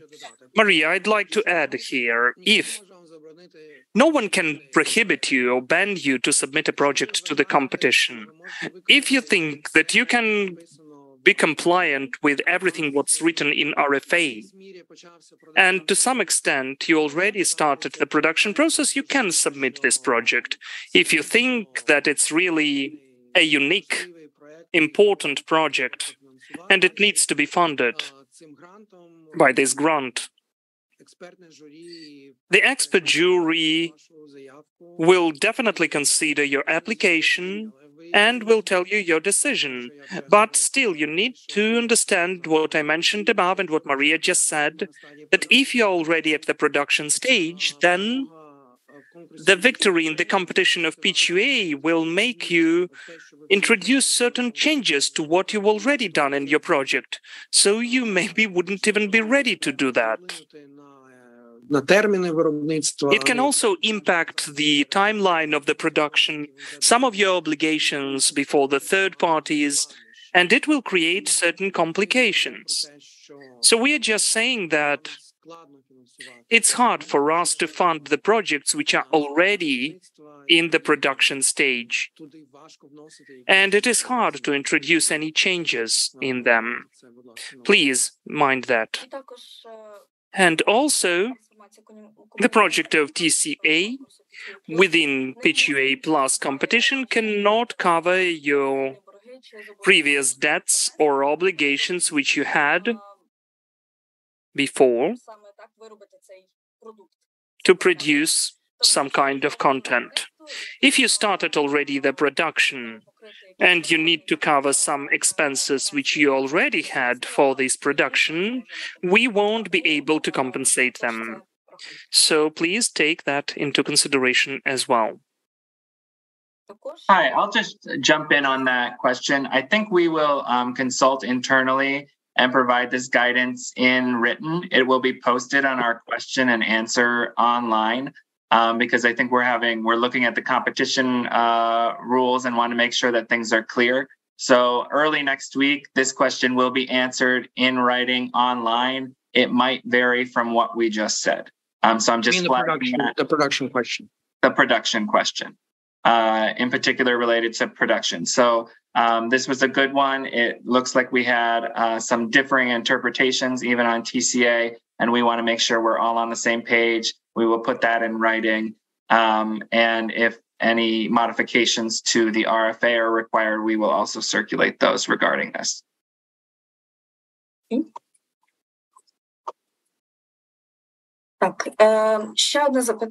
One more question whether you need to submit documents to confirm co-funding, co-financing. If 200,000 is not enough for you, or you would like to get less, but because you know that you have co-funding, at this stage of phase 1, if you look at the checklist, where it is written which documents you need to submit for this first stage, you don't have the requirements to submit the documents to confirm co-funding. That is why they're not needed now, but please take into consideration that we may ask them later, when we'll have next stages, following stages, and before signing the grant contract, we'll be able to ask you to bring those contracts and documents. So if you've got any partners who agreed to co-fund your project, you can coordinate with them in advance that in future you will need some confirmations for your co-funding. The following one, whether you need to budget for translation costs. The translation costs need to be budgeted.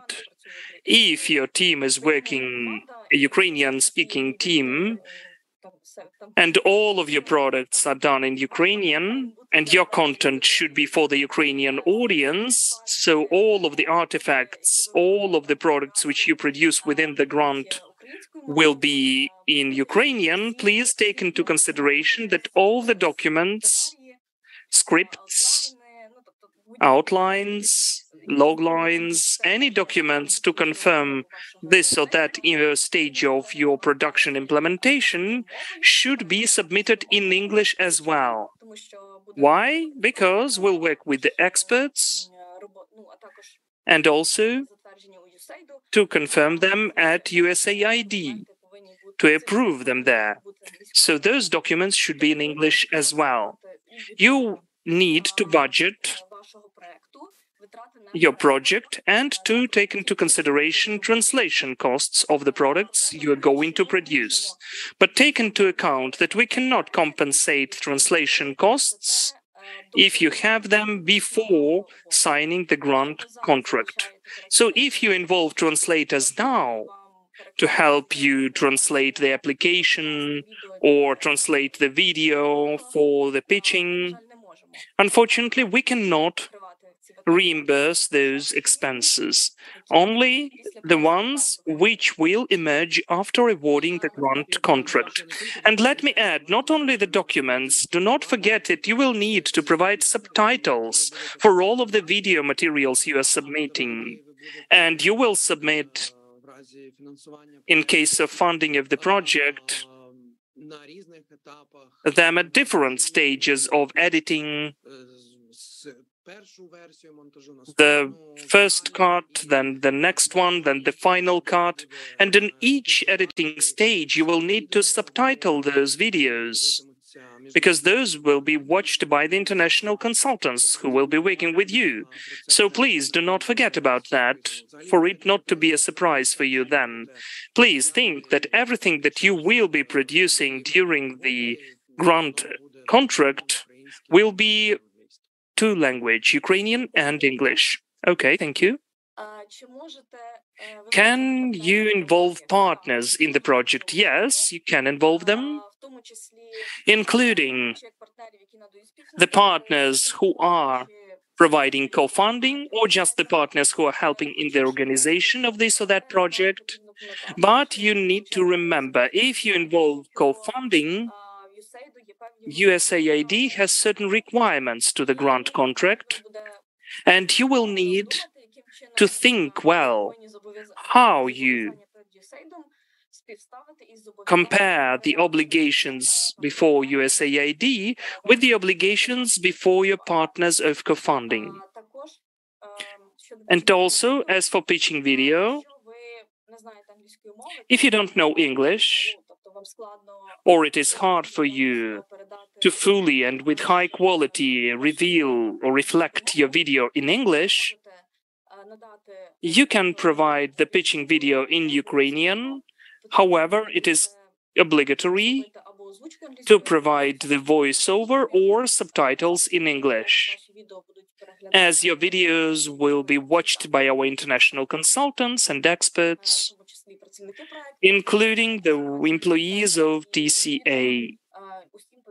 So all of them will need to understand what your project is about. That's it from me. Thank you. Thank you, Maria. And now we'll move to the questions which you posed here in the chat during our session. Let me instantly say that there are certain questions which are like, why can't I do this or that? Well, you know, it is like you're asking, why can't you take into account the goals in which are offside in soccer? Well, because those are the rules created for this grant. So we cannot just debate now or change the rules. Why can't you do this or that? Why can't you include violent scenes into your project? If you consider it to be necessary in your project, then you can find other sources of funding which maybe do not have such restrictions or requirements. And then you'll be able to implement your project if you consider that explicit scenes of violence are really an important component. But in the project which is funded by USAID, you cannot show the violent scenes. Alex? Yes. I was just going to jump in real quick about that because I'd written a note when we discussed it. And I think the key point here is that we're very clear, it's not exploitive content, okay? Particularly around violence, right? But we also understand there's a reality, right? And this is drama. And so what we would hope you do is that if there are moments that we see that are dramatic and are, maybe a question maybe you have a question about it. We want to hear what the participants would say. So it would really be helpful to flag that so that in the doctoring and in the sort of, particularly in the sort of the first cut in that round, it's okay to discuss it, because I think we recognize that there are moments that are going to be, like I said, not exploitive or excessively violent, but there may be moments that are have elements that, are going to be disturbing. So what we're really saying is it's got to be thoughtful. It's not excessive. And that, quite frankly, bring it to our attention so we can discuss it, because we can maybe find a solution for it where it doesn't, it still matches the guidelines, in other words, so that it's not a total, like, absolutely not, this will never happen. It's more like maybe we can find a solution and we can discuss internally. So that would be the only slight adjustment I would make about the rules, if you will. Thank you, Adam. Дякую. And I'll just jump in that for all of these question and answers. I'll just jump in that for this question and answer session, we will capture these questions in writing. We have a question and answer document, and everything in writing is going to take precedent over what is said today. So there's 5 of us. We each have ideas. We might not answer everything perfectly today, or we might go back and say, oh no, that wasn't thought out, or that answer wasn't as thoughtful. So early next week, please go to that question and answer document. If you have anything after this session, or if we don't get to answer something because we run out of time today, we will answer by early next week. And we will write final on that final Q&A document, so that way everything's in. So take a look at that, and we'll capture everything there as well. We'll try our best to answer. We're all human, though, and we're a big team, so so bear with us. So, Spencer, the question is, can there be a foreign film director? There are no restrictions as far as personnel. So we definitely are, looking to support Ukrainian organizations and the Ukrainian, creative sector. The RFA does not prohibit utilizing foreign personnel. So if that's part of your team, include it. You're welcome to do so. obviously, we also very much encourage Ukrainian talent because there's a lot. Next question is, there is a contradiction between the task of your project and your limitations. How is it possible to talk about the modern war and not show weapons, blood being shed, or help the military or law enforcement? Right. So that's exactly what we're talking about. It's not a contradiction. We understand there is that issue. So that's why we're looking for the thoughtful approach that you're taking. How are you going to handle these issues and still make the content appropriate and not exploitive and not excessive? And again, this is something we can discuss in the doctoring, right? So please, we want to see the project. We want to see what your ideas are. So submit it. It's like helpful to sort of say, even, we understand this might bump up against the rules or the limitations. So we are very interested in working with you to figure out a solution to get through that, because obviously this is a war, and we know that. And also, we don't want to avoid issues. There are issues that are caused by the war. There's trauma, there's mental issues. These are all within our subtopics. So we recognize that within these topics, you're going to be dealing with very disturbing points, and you need to understand how that will be visualized. Our point is, and this would be the point that any studio or any broadcaster would have as well, which is, but how do you do that tastefully? How do you do that with respect and with integrity? So there are, creative decisions that are being made, but we want to make sure that we're all on the same sort of page in terms of how that's shown. And I'll chime in as far as military and law enforcement involvement. The main kind of restriction is that our funding can't contribute to directly pay individuals who are currently in military or law enforcement, and that funding can't be used for fundraising or recruiting, right? We can't channel funding. The United States government supports those initiatives through other channels, but USAID, we have some limitations. So definitely, military and law enforcement might be, components of your creative projects. You might have characters. You're going to obviously, potentially address those. We're not asking anyone to ignore it. It's right. Just more about, who we can hire or pay for under our funding limitations. And again, think really creatively about stories of Ukrainian strength. There might be violence, but there's a lot of other ways to represent, stories of Ukrainian strength. So really think about that, and think about how your creative concept can differ from what might be kind of the obvious product. And I don't think there is any prohibition to show weapons in content. Like, there shouldn't be excessive accent on weapons, but there's no prohibition that like a weapon cannot be shown. Sure. And we've, continually worked with our grantees to address a lot of these issues, either during doctoring or when you receive the grant, throughout the grant. But there are certain hard lines that we have, so certain profanity, vulgar content. And usually we're able to work with the grantees to find acceptable alternatives to convey the same messaging in a way that's acceptable to the terms of our grant, that's acceptable for television distribution, etc. So we're happy to work with you.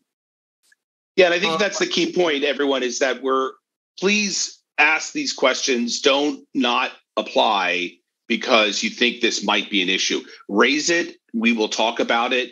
We're most interested in seeing what your ideas are and what the projects are. And then, like I said, if we see it as well as important as it is, we'll have a discussion, and we'll internally, because every project's different. So we're going to have that thought there. We're a mix of Ukrainians and international people, so we're all going to be having different perspectives, but we will very much want to see it. So, but like I said, raise the point, maybe say, hey, we understand that, and we're willing to work with you on these points. But that's it. Наступне питання. For scripted And or the next question. Submit a pitch deck booklet presentation. As far as I remember, any additional documents can be submitted if the project team desires to do so. Yes, please. We'd very much like to see those. So take a look at the Annex C, and you'll see exactly what materials can be submitted. And then in Annex A, it's also listed. But even a synopsis can be made in the form of a presentation. Yeah. Alex, should we jump to Josh and I? Yeah, we will. There are just a couple more questions that we want to answer from the audience here. Mm-hmm. We have already answered quite a few. Чи потрібна реєстрація в сам системі? Ми відповідали на це. Whether we have to register in the system, as far as I understand, we remember this system. Well, as far as I remember, the registration is not required. And please tell us, the video should be could it be a teaser, or it could be just well, it depends on you how you are going to create your pitch video. It should be 5 minutes long, not more than that. And whether the applicant could be working on a different project, like, for example, the director is submitting the pitch for this project, but he is working as a staff in another project. Maria.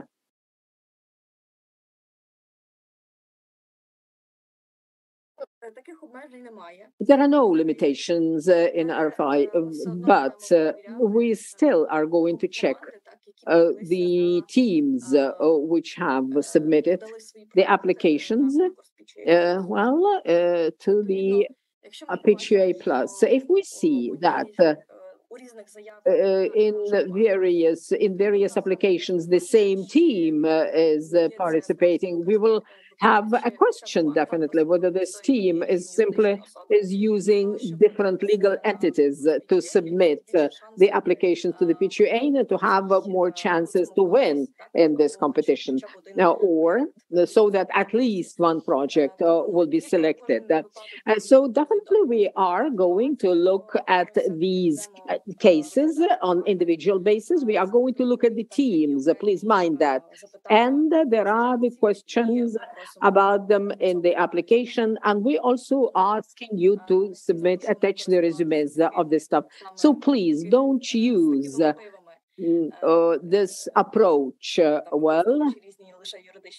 using the different legal entities, because one company can submit only a proposal for one project. Thank you. And could you please? It's particularly a red flag when we see a lot of, private entrepreneur registrations, that would have the same staff over and over again. So just keep an eye out for that. Скажіть, будь ласка, якщо проект більше... Could you please tell us if the project has a budget more than $200,000, but we have the proposed financing from the partner, but it's going to be open if we win a grant, whether it is necessary to create a pilot. I was trying to explain you that if your budget is more than $200,000 and you have no partners to carry out co-financing, so we are going to finance the development of the pilot so that it will be easier for you to find the partners of co-financing. But if you have partners for co-financing, there is no need to create a pilot because you have those partners already. So please write about all these things in your application to describe the situation with the financing, with the partners. And if you win, so then we are going to decide how we are going to plan the implementation of your project within the framework of the grant agreement. And again, there is a question of whether it is possible to wear different caps, to be one and another. So we have given an answer to this question already. Well, you can voice over your pitching video in English, or you can make them in Ukrainian and add subtitles.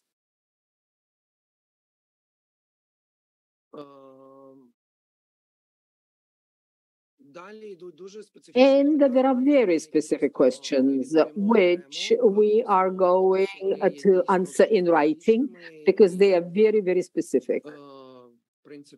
And there is no need now to pay attention to them now. We are going to record all these questions and we are going to give the answers to them.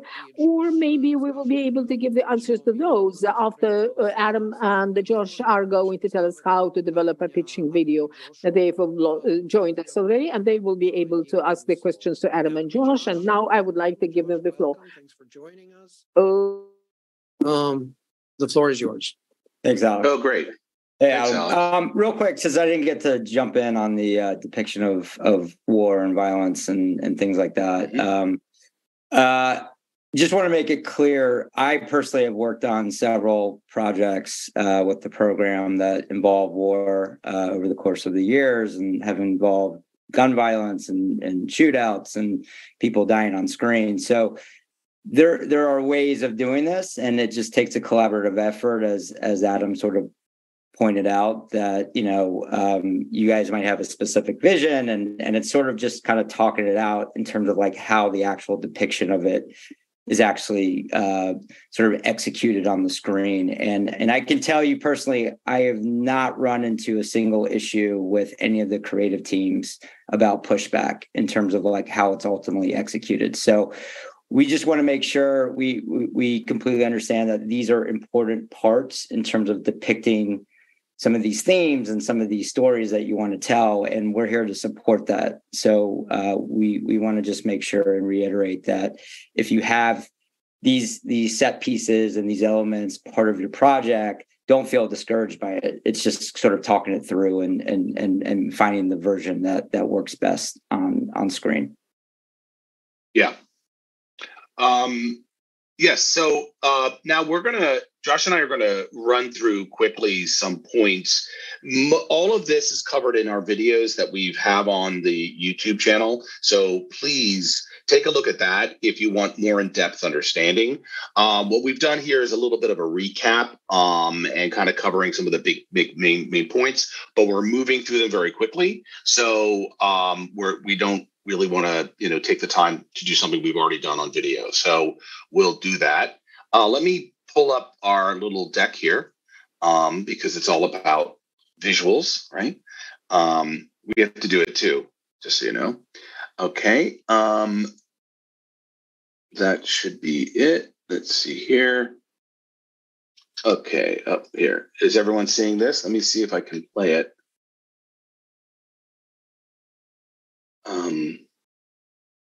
There we go. All right. Can everyone see that? Is that all? Yeah, it looks good. Yep. Perfect. Okay. So, we're talking about the pitch. Obviously, this is related to all aspects of the application, in the creative aspects, I should say. But probably most important is your video, right? So, and we know, because Josh and I both do this, it's really hard, okay? It's 5 minutes, and they're really strict about that.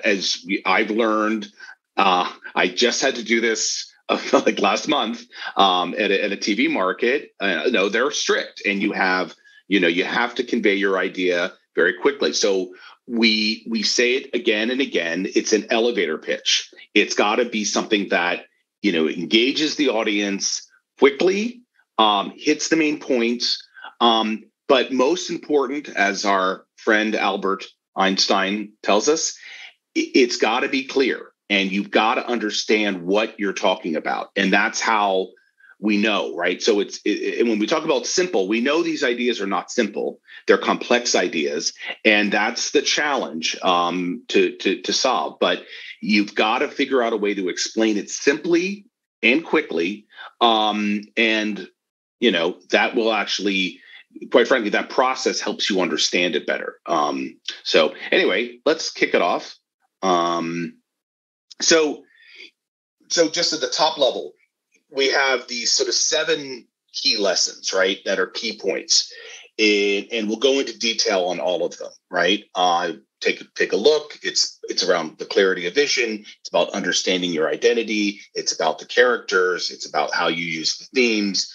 It's about your knowledge around the audience. It's about your knowledge in the business aspects. And at the end, we have sort of key points that we just think are really important for you as creatives in terms of, showing who you are.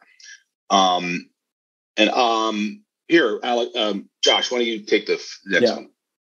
Yeah. So as Adam said at the top, it's an elevator pitch. So basically, you have a finite amount of time to sort of convey an idea and a vision, basically to the person standing next to you or sitting next to you. So, it just means, what we mean by that is just sort of really hitting these sort of main points about what is your story about, who's involved, what's happening, what are the stakes. And really the idea is to lay out sort of these simple and concise ideas with sort of the broad stroke of the project, like the 30,000 foot version of what this show or movie is ultimately really about. And then, of course, like included in that vision is sort of like, what is the quality? What is the feeling of it? We'll talk a little bit later on about like tone and genre, but like ultimately, what is the big idea? Like what is sort of the point that you're trying to sort of get to us in terms of like telling the story? And in that, you're going to establish the world, which includes setting, rules, place, time, the mythology, if there's, a sort of an in-depth backstory, or if there happens to be sort of a fantastical element or a sci-fi element to it, like, it's going to be really important that you sort of think these things out, even if they're happening off screen. And then, of course, like in this, in addition to the story itself, like, critical elements, meaning like, what are the things that you can sort of tell us about the project? So a log line, meaning like that tends to be a summary of 1 or 2 sentences. If you can't, typically, and Adam, I know you agree with this, like if you can't sort of convey your concept in less than 2 sentences, then it's probably not going to be the best project to sort of talk about, because it just requires a lot of explanation. So really important about the logline, like it's truly just sort of a brief summary of what it is that gives us a very clear picture of like, okay, we get this. And then of course your general summary, which tends to be sort of like just the broad viewpoints of what the story is ultimately about. And then, of course, we want to know what other sort of either creative elements are involved, meaning if you have directors or an actor, if you have someone who has show running experience on the TV side, if you have a cinematographer or an editor who has like a really good track record. These are all very important sort of elements that, help us sort of think about just the entirety of the package itself. And then, of course, as it was mentioned earlier, like if you have co-production partners, or if there's a production service company that has a really good track record that you've involved with to help sort of pull off the physical production side. And of course, your distribution side, meaning like, at the end of the day, where is this sort of being exhibited? We want to know all that. So make sure you include that in the pitch and the materials. Yeah, and we make the point, again, not to get too bogged down in it, but log lines are short. And very much, you don't even say the name of your character. You just say, a young woman goes, and then like, what is her challenge? What happens to her? And what is the goal? What is she trying to achieve? And, what is the emotional piece of the story? So it's, and in the engagement, right? Usually this social issue is kind of crucial here, right? So we're looking, and again, this is hard. We know that, but it's a very short statement that conveys it. You then have the general summary, and that can be longer, right? That's more of a paragraph or multiple paragraphs. That can actually have much more detail, right? So, but the key thing here, and I always say it, it's like the log line sets your listener up, right? Like, oh wow, I'm going to really want to hear more about this, right? So that's really what you want to do. You want to have something that kind of like engages them. Experienced producers know this. If you're less experienced or you're whatever, you're discussing this, it's really it's an art form, creating log lines. But we recognize, but we do make the point here to keep them both. All right, here we go. There we go. So understanding your identity, and so this is, and what we mean by identity is like really, what are you? What kind of, and there's a lot of different ways of understanding that. The first thing that we always do, and you hear it all the time, it's like, it's Succession meets Game of Thrones, or I don't know, something like that, which is sort of the same.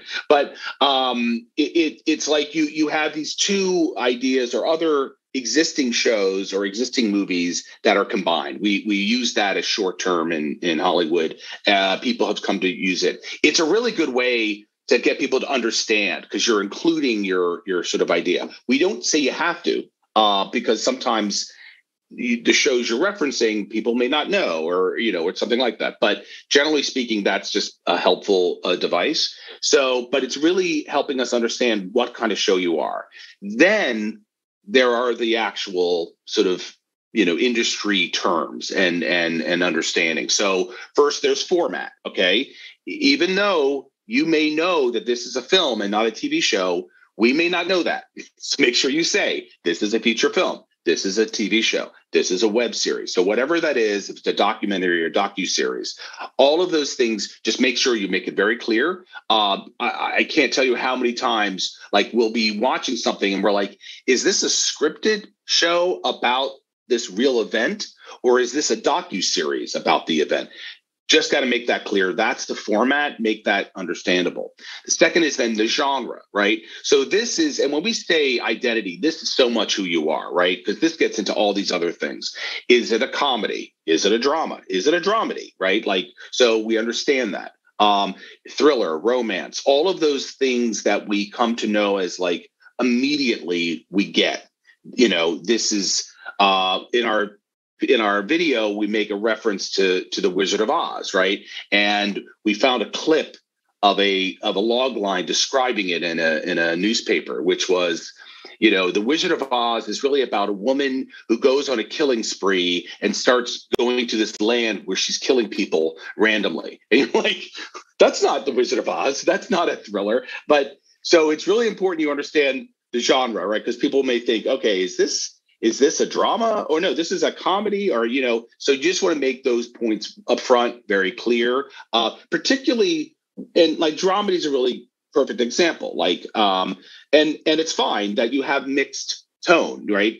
But it's important to make sure you understand that. So, and then that gets us to tone. So, this is where you're getting to layers of complexity, right? So when you're talking about the tone, this is the sensibility, this is the feeling. So like I said, with dramedy, that tells us sort of the genre, or that tells us the sort of larger idea. Now you're going to tell us it's this kind of tone. It's a very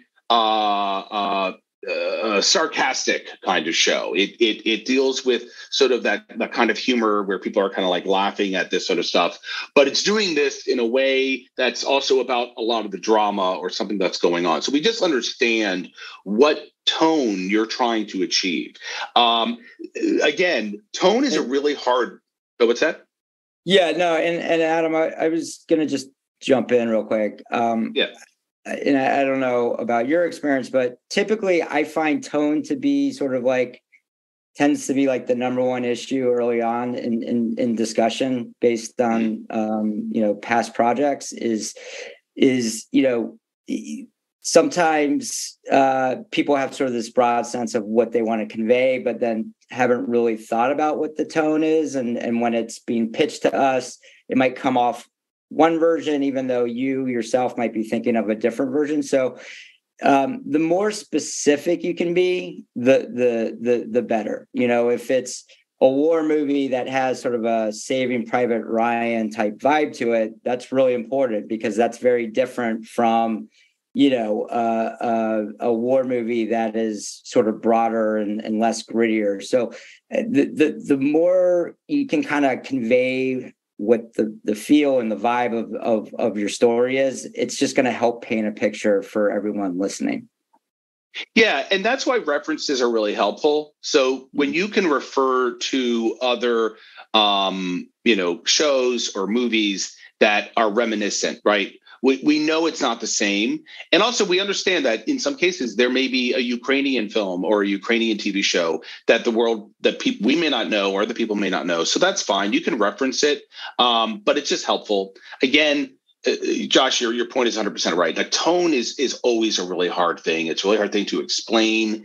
It often doesn't really come into reality until you have the director and even the actors who really are starting to sort of build what it is. So we understand from the development point at very early stage, you have a goal, you have what you think the tone is, and that's what we need to be clear on. And that may change. We know that that'll adjust, but we know it's important to have.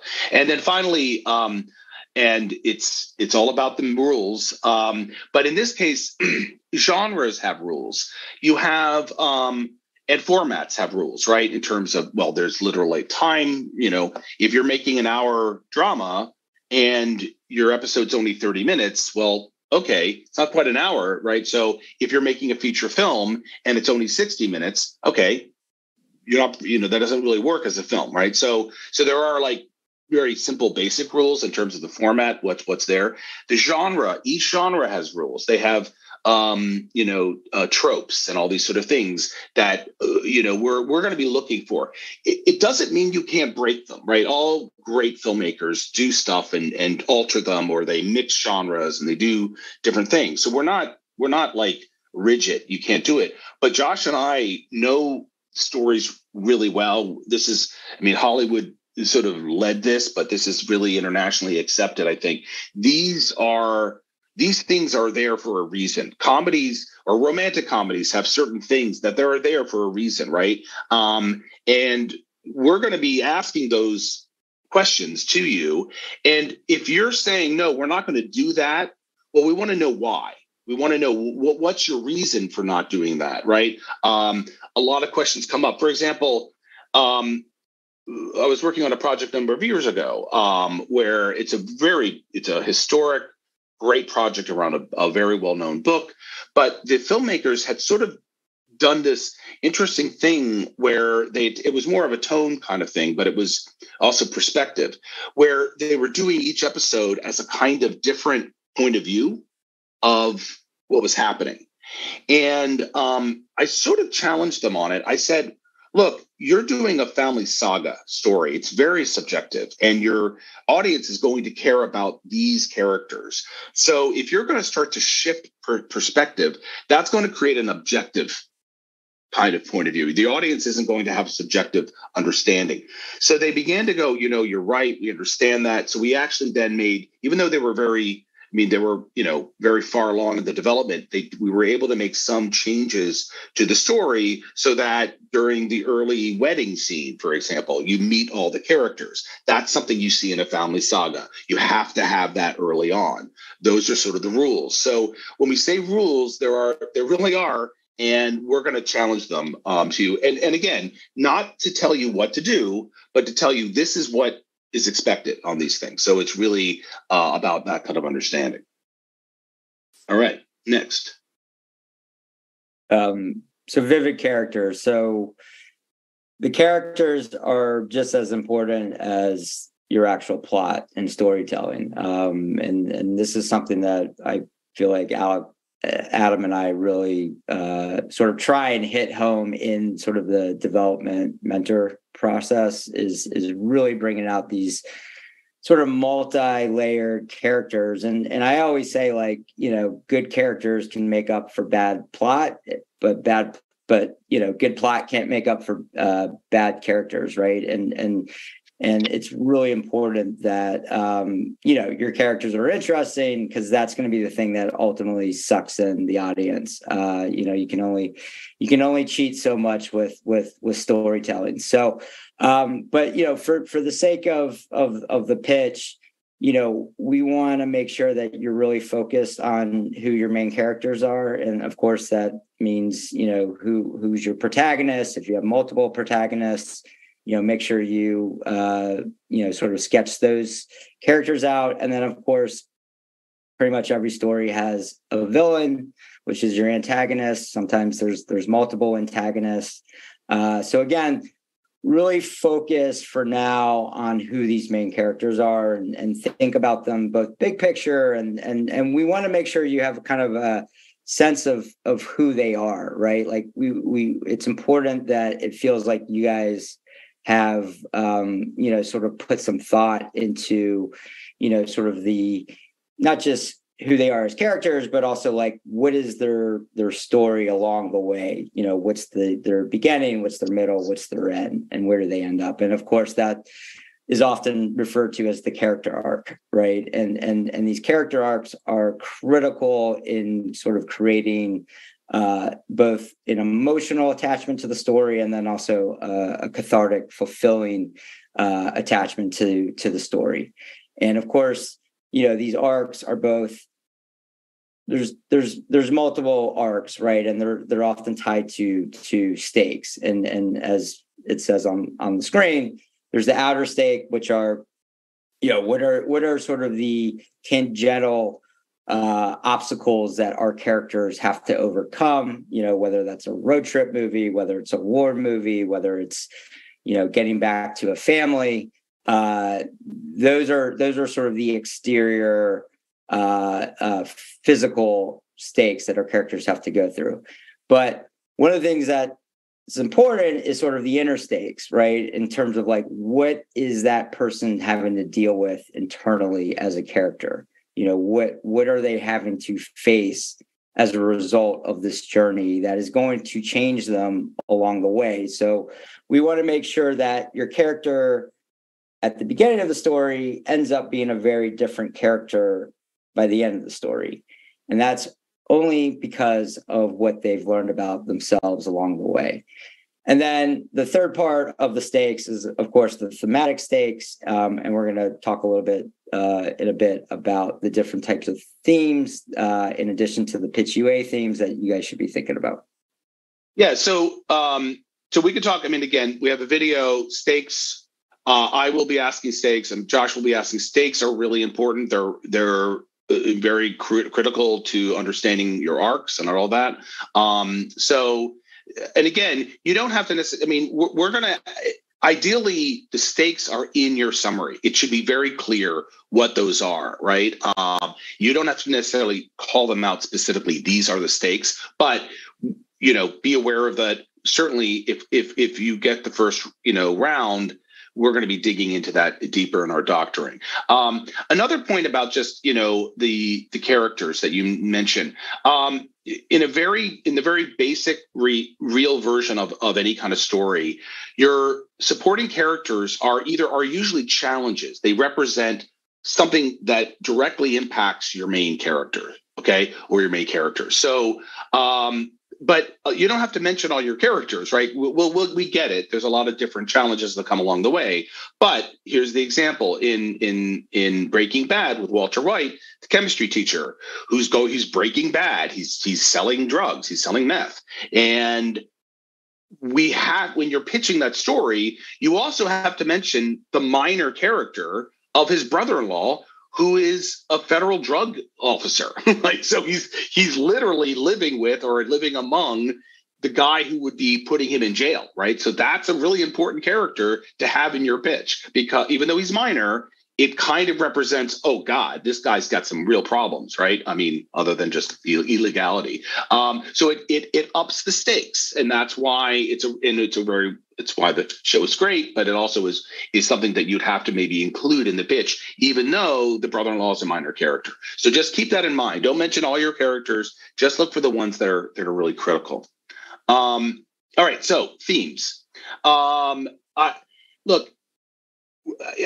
We might even maybe someday, I think we're already using another term, the PITCHUA plus themes. These are topics, right? These are general ideas. They're different than the core theme of your project, right? That is the specific theme that is very, very important. We need to know that, right? Now, this will fall within the framework, right, of the topic that we're discussing about the strength of Ukraine and the Ukrainian, resolve, and those are really important ideas. But the theme, particularly when you're talking about social impact content, is where the meaning is, right? It's like so important. I mean, it's always important and creatively to understand your themes. And the themes change, right, over time, and we understand that. But for social impact content, themes are really what you're trying to convey, right? It's really, really important. We'll look at that. We've been doing this a while. We're going to be able to detect authentic themes versus just, oh, here's the topic you've asked me to mention. So my theme is the strength of Ukrainians. Okay, that's not a theme. That's just you're repeating what our topic is, and we're not going to. That's not going to be useful, right? We need to know. So don't try to fake it, right? We need to know what is at the core here. What is the DNA of your story, and that's a theme. And so, and it's, quite frankly, a very useful development tool. And that's partly why we're asking you to have it, because that's the first thing I always talk about in any of my doctoring sessions. I know Josh talks about it. Like it really is like how you think about everything moving forward. And again, we talk about this in depth in our other videos, but it's the lens by which you see all the other decisions, your dialogue, your characterization, your environments. All of that is so impacted by the theme. We also recognize in the creative process, themes will change. So just because you've named a theme now, you're not going to be held to it. It's not like when we're deep into episode 5. Oh wait, our theme is really sort of evolved, and they're like, no, this is what you said at the beginning. We understand it changes. It's a useful tool. It's not something it's not a rigid rule, right? It will change. Just so everyone's clear, right? Like there are storytelling. These are storytelling themes: coming of age, the identity, understanding family, understanding love, different relationships between people, individuals versus society. All of these are themes, right? So, and ideally, and this is the art of a pitch, if you've conveyed your story, your log line, your general ideas, the emotional part of your pitch, well, you don't even need to really call out the themes. It should be evident. It should be really clear. You might need to at some point, or maybe in some of the application or supporting material, you can do it. But and it's okay to mention it. I'm just saying that generally the art of this is to really convey the idea so strongly that we get the theme, and so that's really the goal. Yeah, and I think often one of the handy tools, and this happens everywhere, whether it's half a development conversation in Hollywood is about themes, right? And really trying to figure out a helpful question to just ask yourself is like, what is the story really about, right? And what is the story really telling about for the characters? And I think if you can ask that question, it's and answer it clearly, then you're onto something. Like for instance, like Star Wars, for instance, like yes, it's a space saga, in a far galaxy, but it's really about a coming of age and identity story for Luke Skywalker in search of family, right? So right there are three themes that are sort of very universal that people can kind of latch onto and say, all right, well, of course I don't understand the world that they actually live in, but I understand sort of the exploration of what this movie is ultimately about. And I challenge, like, pretty much every successful show, movie are about very simple themes, with the characters. Yeah, and good to mention that. There's a really, when we talk about stakes, for example, themes come into play there too, right? So Star Wars is an example from Michael Arndt's. Michael Arndt has done a video on YouTube that talks about stakes. He talks about like what makes an amazing ending, right? So I'm sure we have that somewhere. If you're curious about it, we can address it later. But he uses Star Wars as an example, and that's a really good story because and you raise a point. It doesn't have to necessarily be one theme, right? There can be multiple themes. There's a coming of age theme in Star Wars. There's a theme of selfishness versus selflessness. The idea of working for other people, taking care of other people rather than just taking care of yourself. That's a huge theme in Star Wars. And and then there are often characters and supporting characters that represent those themes, right, in different ways, right? And again, Michael Arndt's video goes into detail about it. We won't go into it here, but generally speaking, there is often more than one theme, and they relate very closely to the stakes. So always keep that in mind. Again, that's just the detail. Yeah, and I think another helpful video that you can access online is we had the creator of Chernobyl. Yeah. And The Last of Us, Craig Mazin, on to do a talks with everyone. And one of the things he talked about with Chernobyl is like the movie or the show really is about obviously the disaster, but it's really about the theme of misinformation and family and what people had to go through. So it's sort of a really helpful insight into, not just thinking about sort of the topic itself, but also, how do you feel more specific? How do you feel more accessible? Mm-hmm. Yeah, I definitely recommend that one if you haven't seen it. We go into a real analysis of Chernobyl, the series, particularly in thematic series about when governments lie and how that sort of leads to sort of a collapse of trust within society, which is exactly what was happening in the Soviet Union at that time. So it's quite, I think, relevant to Ukrainians. All right. Josh. Right. Yeah, know your audience. So this is obviously very critical, in terms of anything, especially when you're pitching it, is, obviously you've come up with your story, you come up with sort of your vision, you come up with sort of the general summary of what this can be.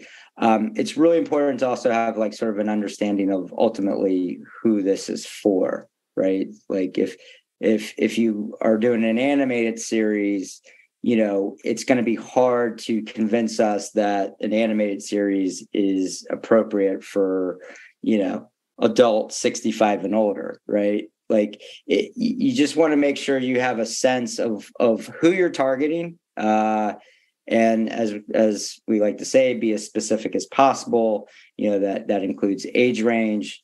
Is this a male? Is this more for males? Is this more for females? Hopefully for both. It's always what we try and preach. And just really being able to sort of have a clear sense that exactly what range you're trying to hit. 4-quadrant is sort of a term we like to throw around, which is sort of like all encompassing. So that tends to be the widest audience. We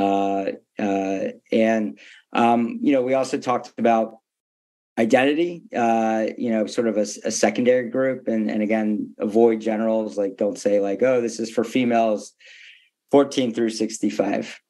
We want you to be able to say, all right, this is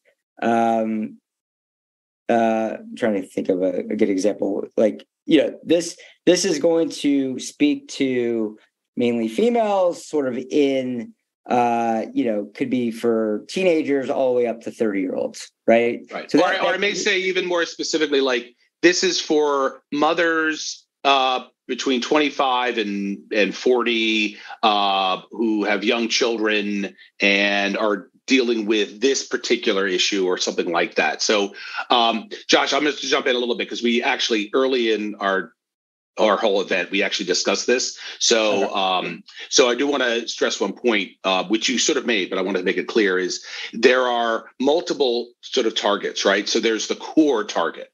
Who is the specific group that you really think this is speaking to? It's usually because these are social issues. There's community that is often very concerned about that. That will be obviously one of your core audiences. And then there's secondary audiences that we start talking about, the 4 quadrant and all these other things.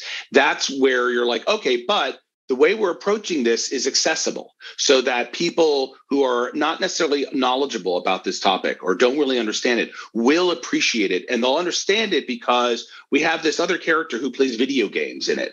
And he's a young man and he's really into video games. So we're hoping that people who play video games will also want to watch this because they'll see themselves in it on some level or something like that. But it's just the idea that we have a real potential for a larger audience being involved. And I think that's a critical aspect of it. Yeah. And then that also includes, when you're searching for partners, if you already have a partner, or if you're in search of a partner, whether that's a channel broadcaster or streamer, you want to just make sure that that distribution platform lines up with not just sort of the creative vision that you have on the project, but also with the viewership. Thanks.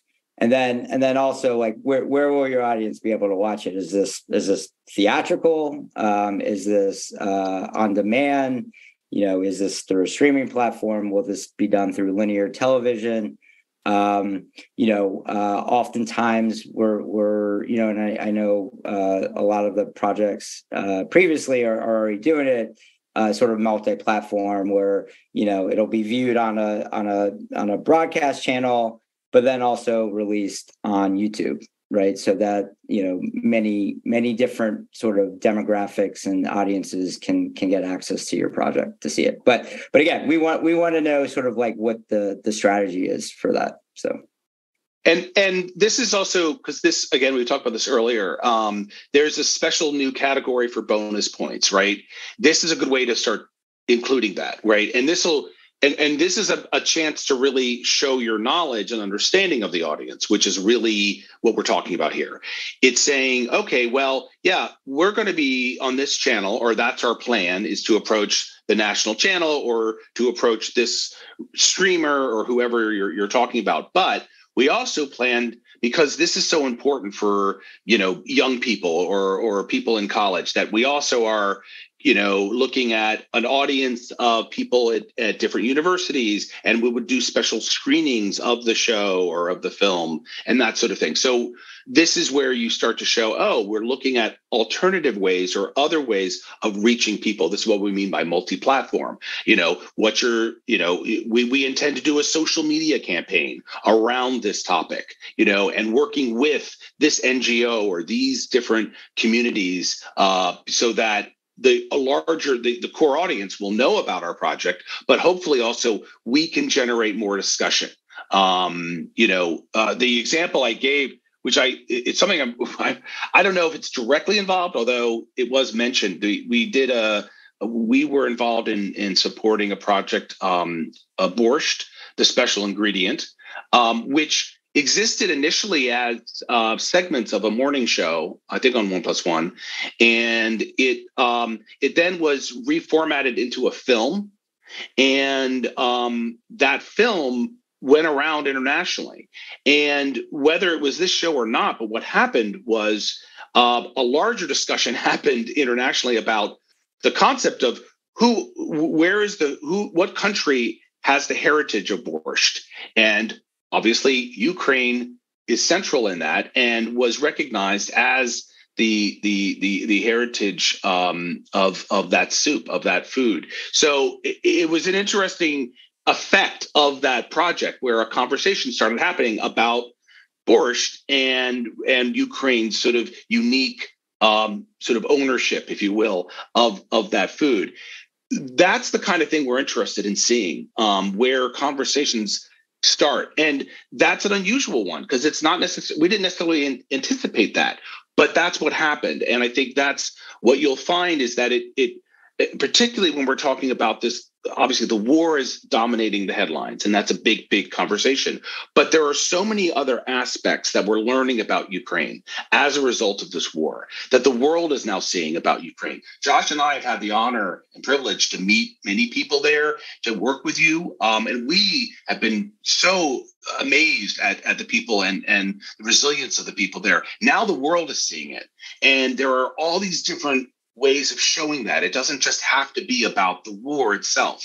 We're seeing Ukraine, the world is seeing Ukraine, maybe really for the first time. So we're really looking to see how those conversations can grow. And that's going to be very much about engaging those communities, those other audiences. And that's really, part of this conversation. So anyway, wanted to add that. So not finally, but business aware. So what we mean by this, so producers, this, the experience of your producer is vital. Okay. We will be looking very closely at that. As I've worked with, and I've been working now in Ukraine over 5 years. I've met a lot of different people. I always say when I hear about people's projects, they I have a project I want to do. I said, that's great. You should submit it to the PITCHUA contest. But keep in mind, you have to have a really experienced producer. Now more than ever, right? It is much harder, as all of you know, or a lot of you know, to get stuff made. It's harder to get stuff made on the national broadcasters. It's a very, very challenging time. So having an experienced producer, one who understands perhaps more about the international market, understanding co-productions, that's a really important aspect in this. One way we know that you have an experienced producer is we'll be looking at your budget, right?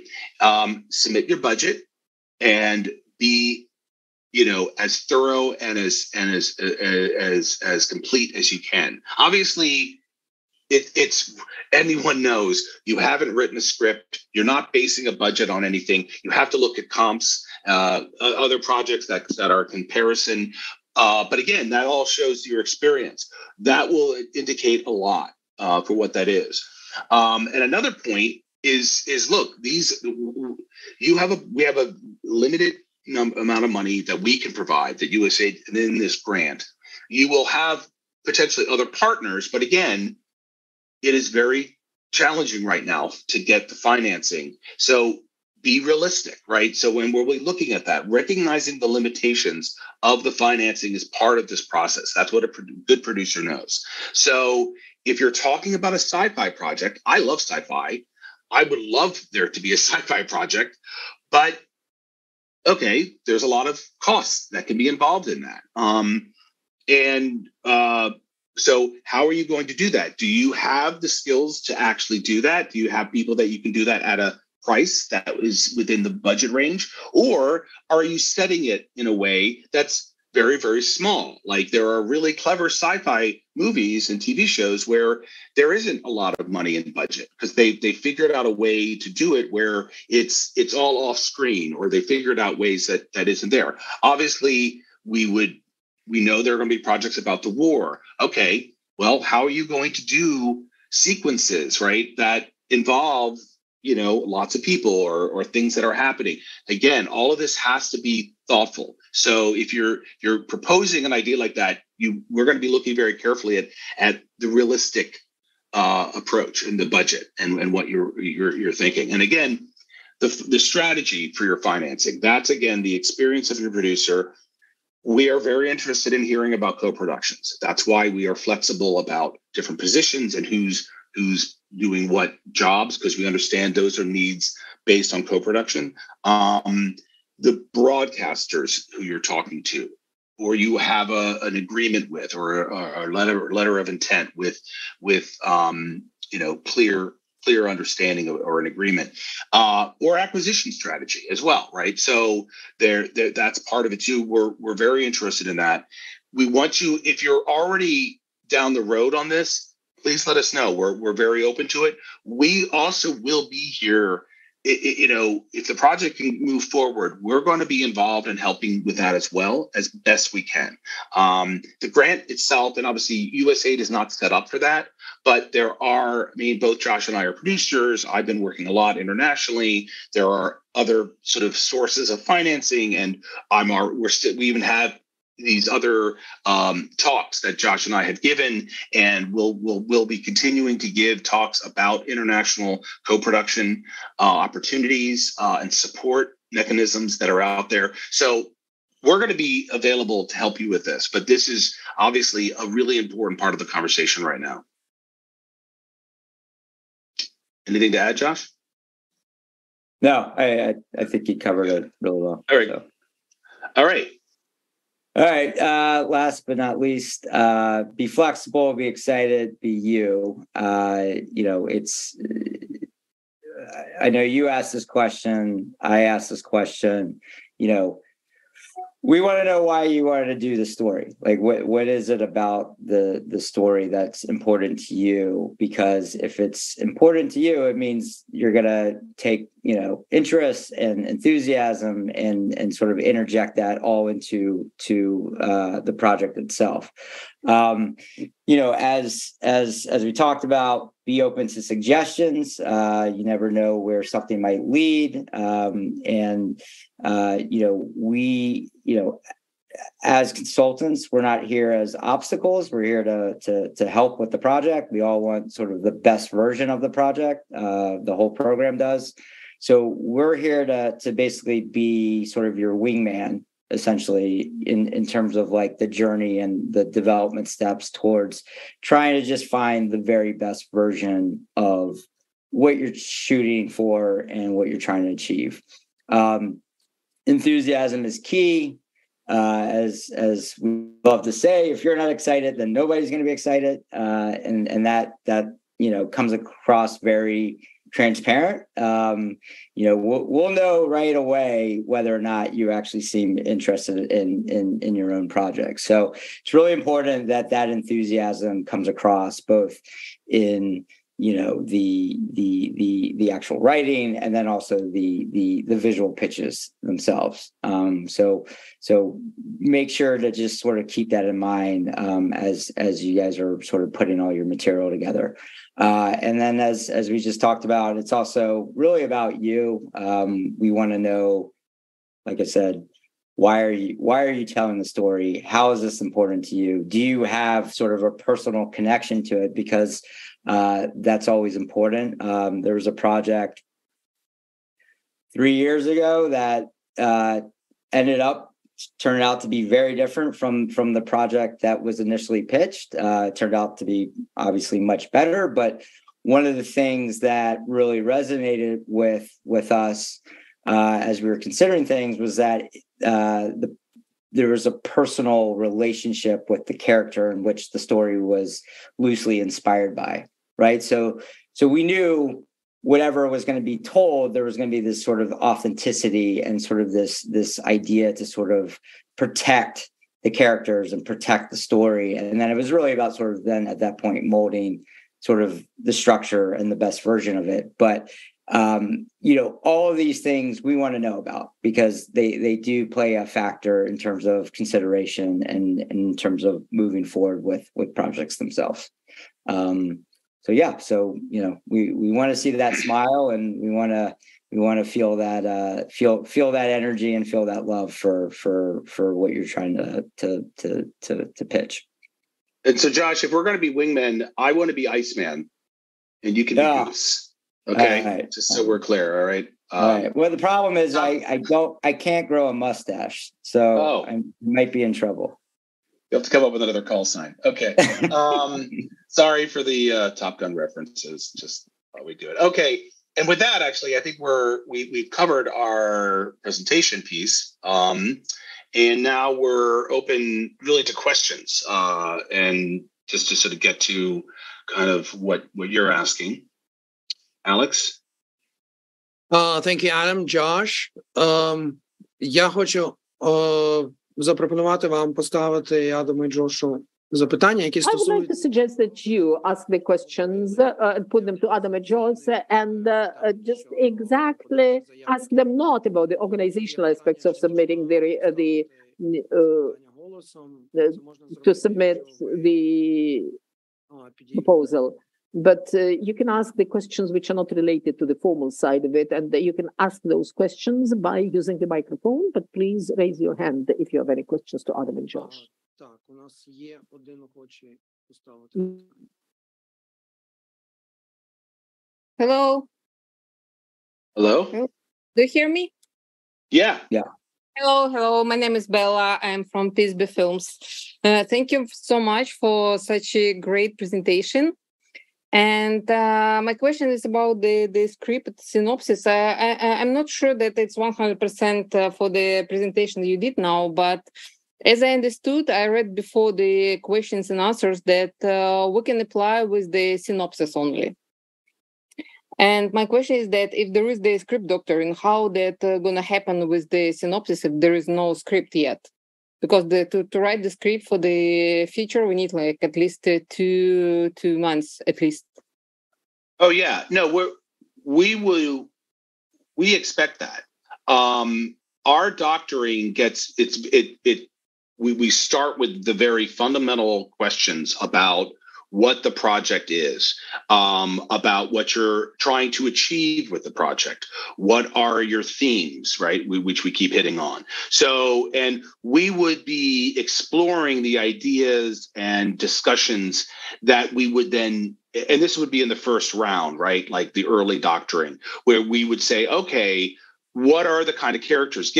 We're just going to ask you more about the types of ideas or types of approach that you're going to take. We're not expecting a script at all. And in some cases that might be better because it means that we can really discuss with you what we're looking for. And then if you win the grant, then we would expect you to go off for those 2 months. Although we may have a couple of those sessions in the lead up for it, which some people have found helpful because this is very much a development conversation. So, and in some cases, if everyone's amenable, we will have, okay, let's have a process by which is based on Hollywood's best standards, how you create a script. We start with a general synopsis as you have, then we go into something what we call a story area if it's a TV episode, or a kind of a preliminary outline if it's a film script. And these are still very basic, like 2 or 3 pages. So we're not even expecting a script yet. We're just wanting 3 pages of more detail. And then we will have a discussion around that. And then we'll go to a more formal treatment, which is often much longer. That gives a lot more of the detail, and then we go to script. So we even will be working with you in stages of development based on best practices that we use for projects in Hollywood, or I use in projects across Europe, all of which are really important. And we understand that you're not starting from a script. We will be introducing those ideas as we do it, and we will take the project wherever it's at. If you do have a script, that's fine. But then we're also looking for how much are you able to listen and understand and hear different ideas, because I think we'll evaluate that as well. But quite frankly, we're not expecting a full script. Okay, Thank you so much. I have 2 questions actually. The first question was about our project which doesn't have the script yet. Is actually the modern. It's about the war, but without the weapon. By the way, I know how to show it. And another question is that we have another project, and we've got the grant to write the script. So we're the first project is the feature, another one is the TV serial, and we have already 10 episodes and Bibles, and we are now working with the script doctor. Doesn't make sense to submit this project to pitch because there is already the script doctor in there, but for the pilot only, or it doesn't make sense to submit that project. Let me jump in. You can only submit one project. Yeah, that's I understand, but I'm just thinking which one should I choose? Those one without the script or this one with the script? Well, But I the think script doctor already done for the pilot. submit the project that you think best meets the topics that we're talking about, that you think is going to be, the most engaging to us. It doesn't matter. I mean, look, I'm working on projects all the time where I come in, there are other script doctors and there's other discussions around the development.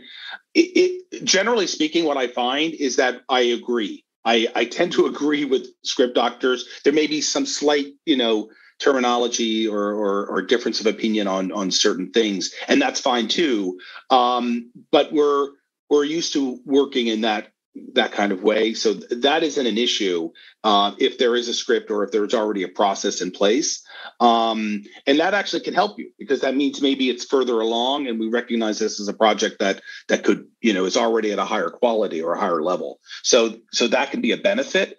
It's not a problem as long as you're not in production. That's the critical thing.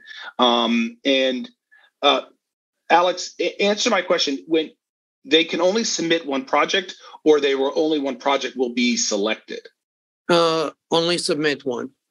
Only submit one. Oh, okay. Yeah. That's clear. This I understand. That I'm just trying to understand which one better to submit, because that they could be kind of not the problem, but there's one script doctor, then another script doctor. But Yeah, I think the question just ask yourself is, forget, regardless of the other script doctor involved, is just ultimately, what do you think is the best project that fits the criteria of what PITCHUA is looking for?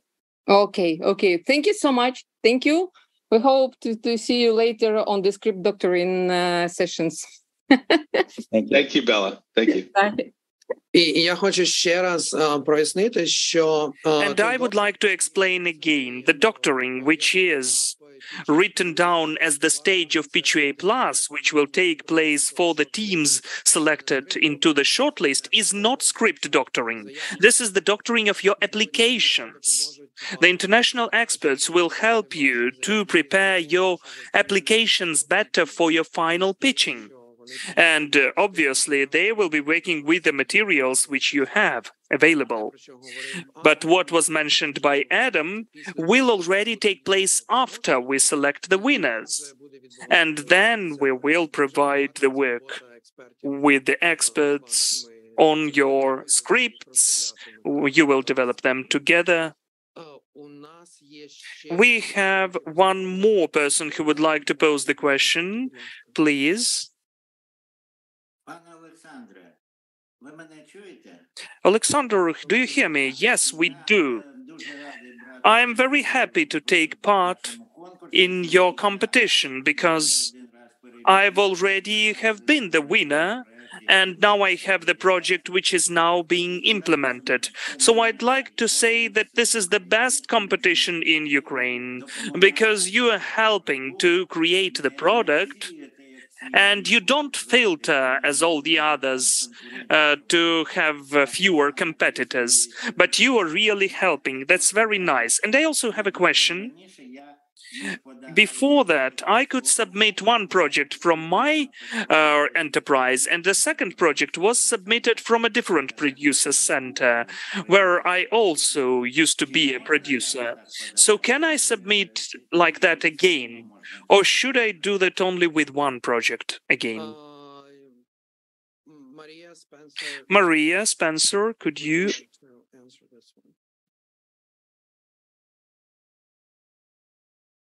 Spencer? So again, the RFA regulations limit it to one per eligible organization. So there might be a case where you have a producer working with multiple production houses, right?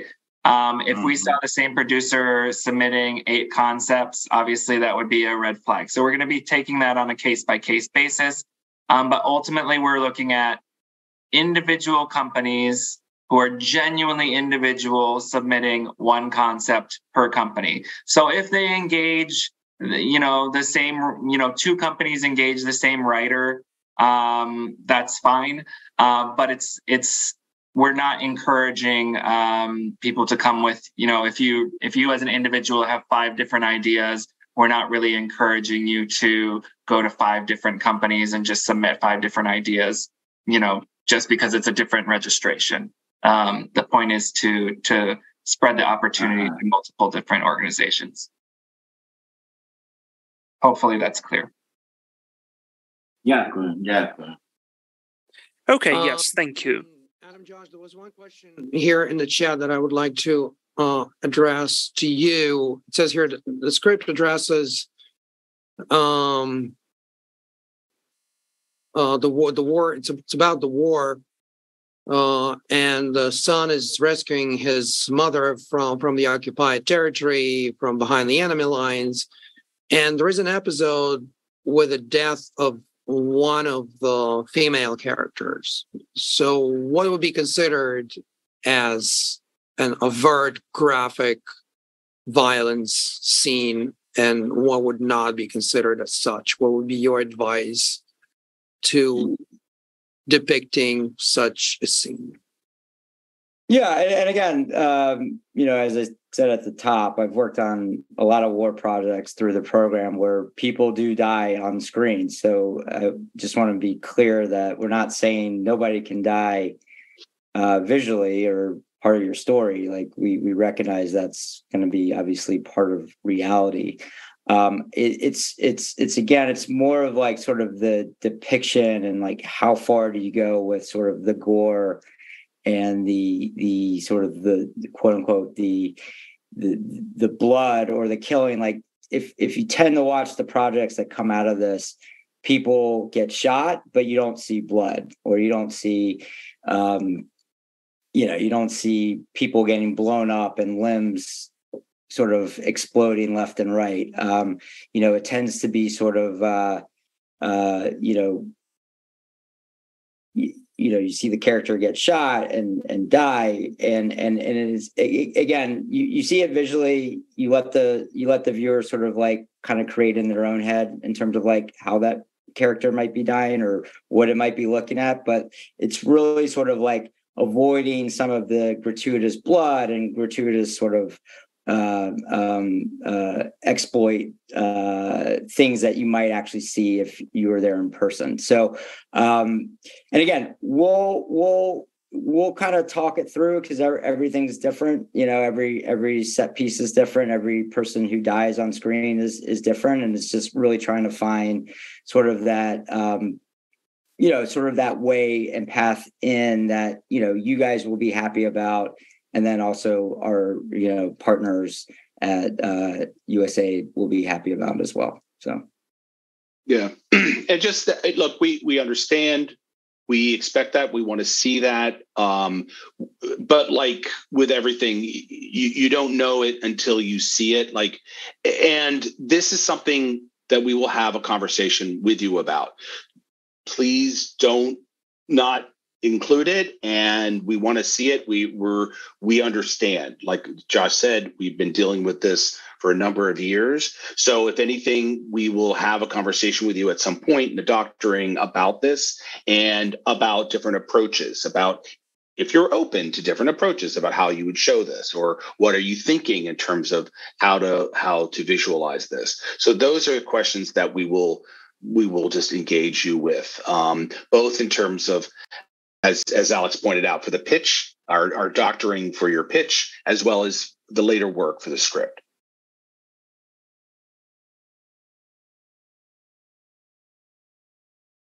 Thank you, Adam. Thank you, Josh. Тут є ще пару питань. Here we have a couple more questions, which we will answer now during the session.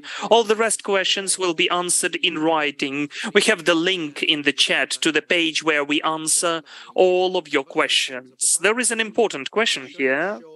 What if the project of your budget is more than $1 million and you are submitting to get the grant of 200,000?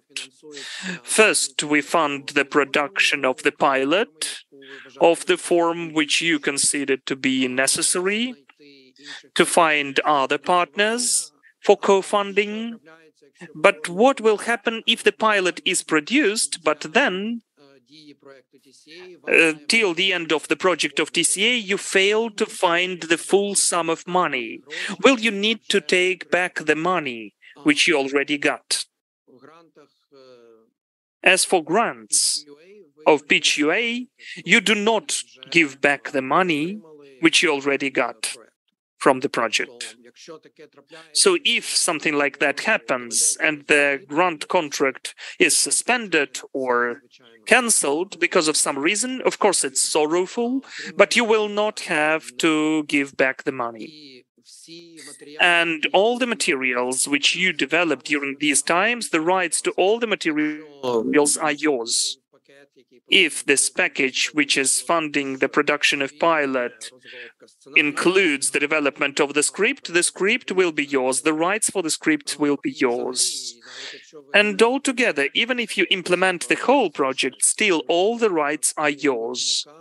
As a producer, USAID does not take anything or part of your rights, except the right to distribute and show parts of your content to promote its work, just to show that this project was funded.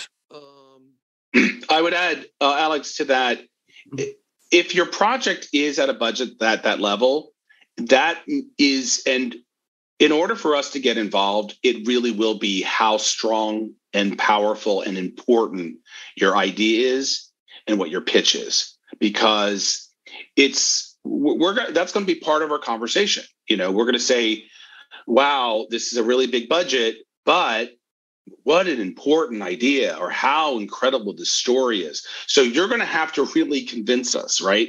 If you have a project like this goes back to our conversation about being business aware. If you are proposing a budget with a big scale, it's really, really important you convince us about how important it is, because we're willing to take, obviously the money doesn't have to be paid back, but that's a risk.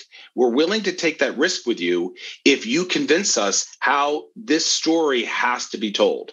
And Josh and I are both producers. We're very passionate about projects. We will work very hard to help you find that additional financing if we really believe in your project. But that's your job now, is to get us to believe as strongly as you do in this project. And like I said, we're going to be looking very carefully at your budget, how you're approaching this. So, you know, we're going to see, is this really $1 million, right?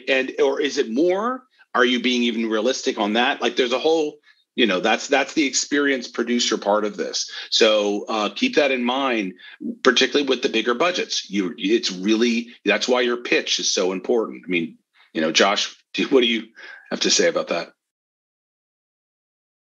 Well, yeah. I mean, first of all, $1 million budget is we recognize is big and ambitious, and you know, it just has to justify the costs of why something like that would cost at that value number. But as Adam said, you know, it really just sort of boils down to, you know, does this feel like something, you know, that makes sense for what we're looking for and what the program's looking for, and do we believe in it in enough where we know that you have a good shot at going out and trying to raise the rest of the money.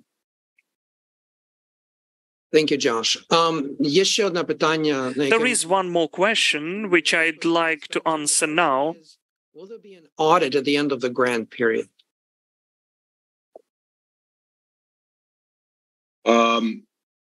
Maybe Maria can answer that. I'm not sure. Well, Spencer can. The translation switched midway because you switched languages, Alex, so I didn't hear the question. Okay. So the question is, will the grantee have to go through an audit at the end of the grant period? So grantees we have a grant agreement, which we're happy to share, a template with anyone. In your grant agreement, there will be a clause that Chemonics, so your grant agreement would be a legal relationship between Chemonics, but there is a clause that Chemonics and or USAID have the right for financial inspections or site visits at any time during the grant period. The size of these grants do not require a financial audit at the end of the grant because of the financial threshold. So it is unlikely, but it is definitely recommended and required for you to keep all of your financial records on file for 3 years following the grant activity. So be prepared for us to check in and to ask questions. But a formal financial audit will not be required. However, Chemonics and USAID have the right to review financial documentation regarding the grant. Thank you, Spencer. I've just posted in the chat the link to our YouTube channel, where we will post the video recording of this session, of Q&A session. And also, in this channel, you can find all of our meetings within the educational platform of PITCHUA. And also it includes all of the recordings about this iteration of PITCHUA Plus competition. So you can find all the video recordings there. Copy this link for yourselves and you can open it and just save it. Please do not forget to visit it from time to time. I think that, in fact, that's it for today. And again, I'd like to say that all the questions which you wrote in the chat and which we haven't answered so far, we will answer them in writing, and all the answers will emerge in the document, the link to which is posted in the chat as well. So we are constantly adding answers to the new questions which we are getting. So the questions which you have in the chat and the ones which we answered and the ones which haven't answered so far will be posted in that document. And let me just jump in that today is the deadline for questions. So we will be updating and closing the question and answer period. The period will be closed for questions, and we will provide a final document early next week. And the reason we set a deadline for that question and answer period is so that everyone has access to the exact same information in a timely manner. So it wouldn't be great if there was a really nuanced question at the last minute that actually could, impact somebody else's application. So if you haven't done so yet, go read the RFA again, think of any additional questions and send them, until the end of today. Thank you, Spencer. So I would like to thank you. Thank you, Maria, Tatiana, Spencer. Thank you, our technical team. And again, let me say that the deadline for applications for PITCHUA Plus is the end of the day of the 14th of August. That is in 10 days. We are waiting for your applications and the answers to the questions which were found today in the chat will be added soon to the document, the link to which can be found in the chat as well. That's it for today. Thank you that you joined us, and we are waiting for your applications. Goodbye, and have a good and quiet day.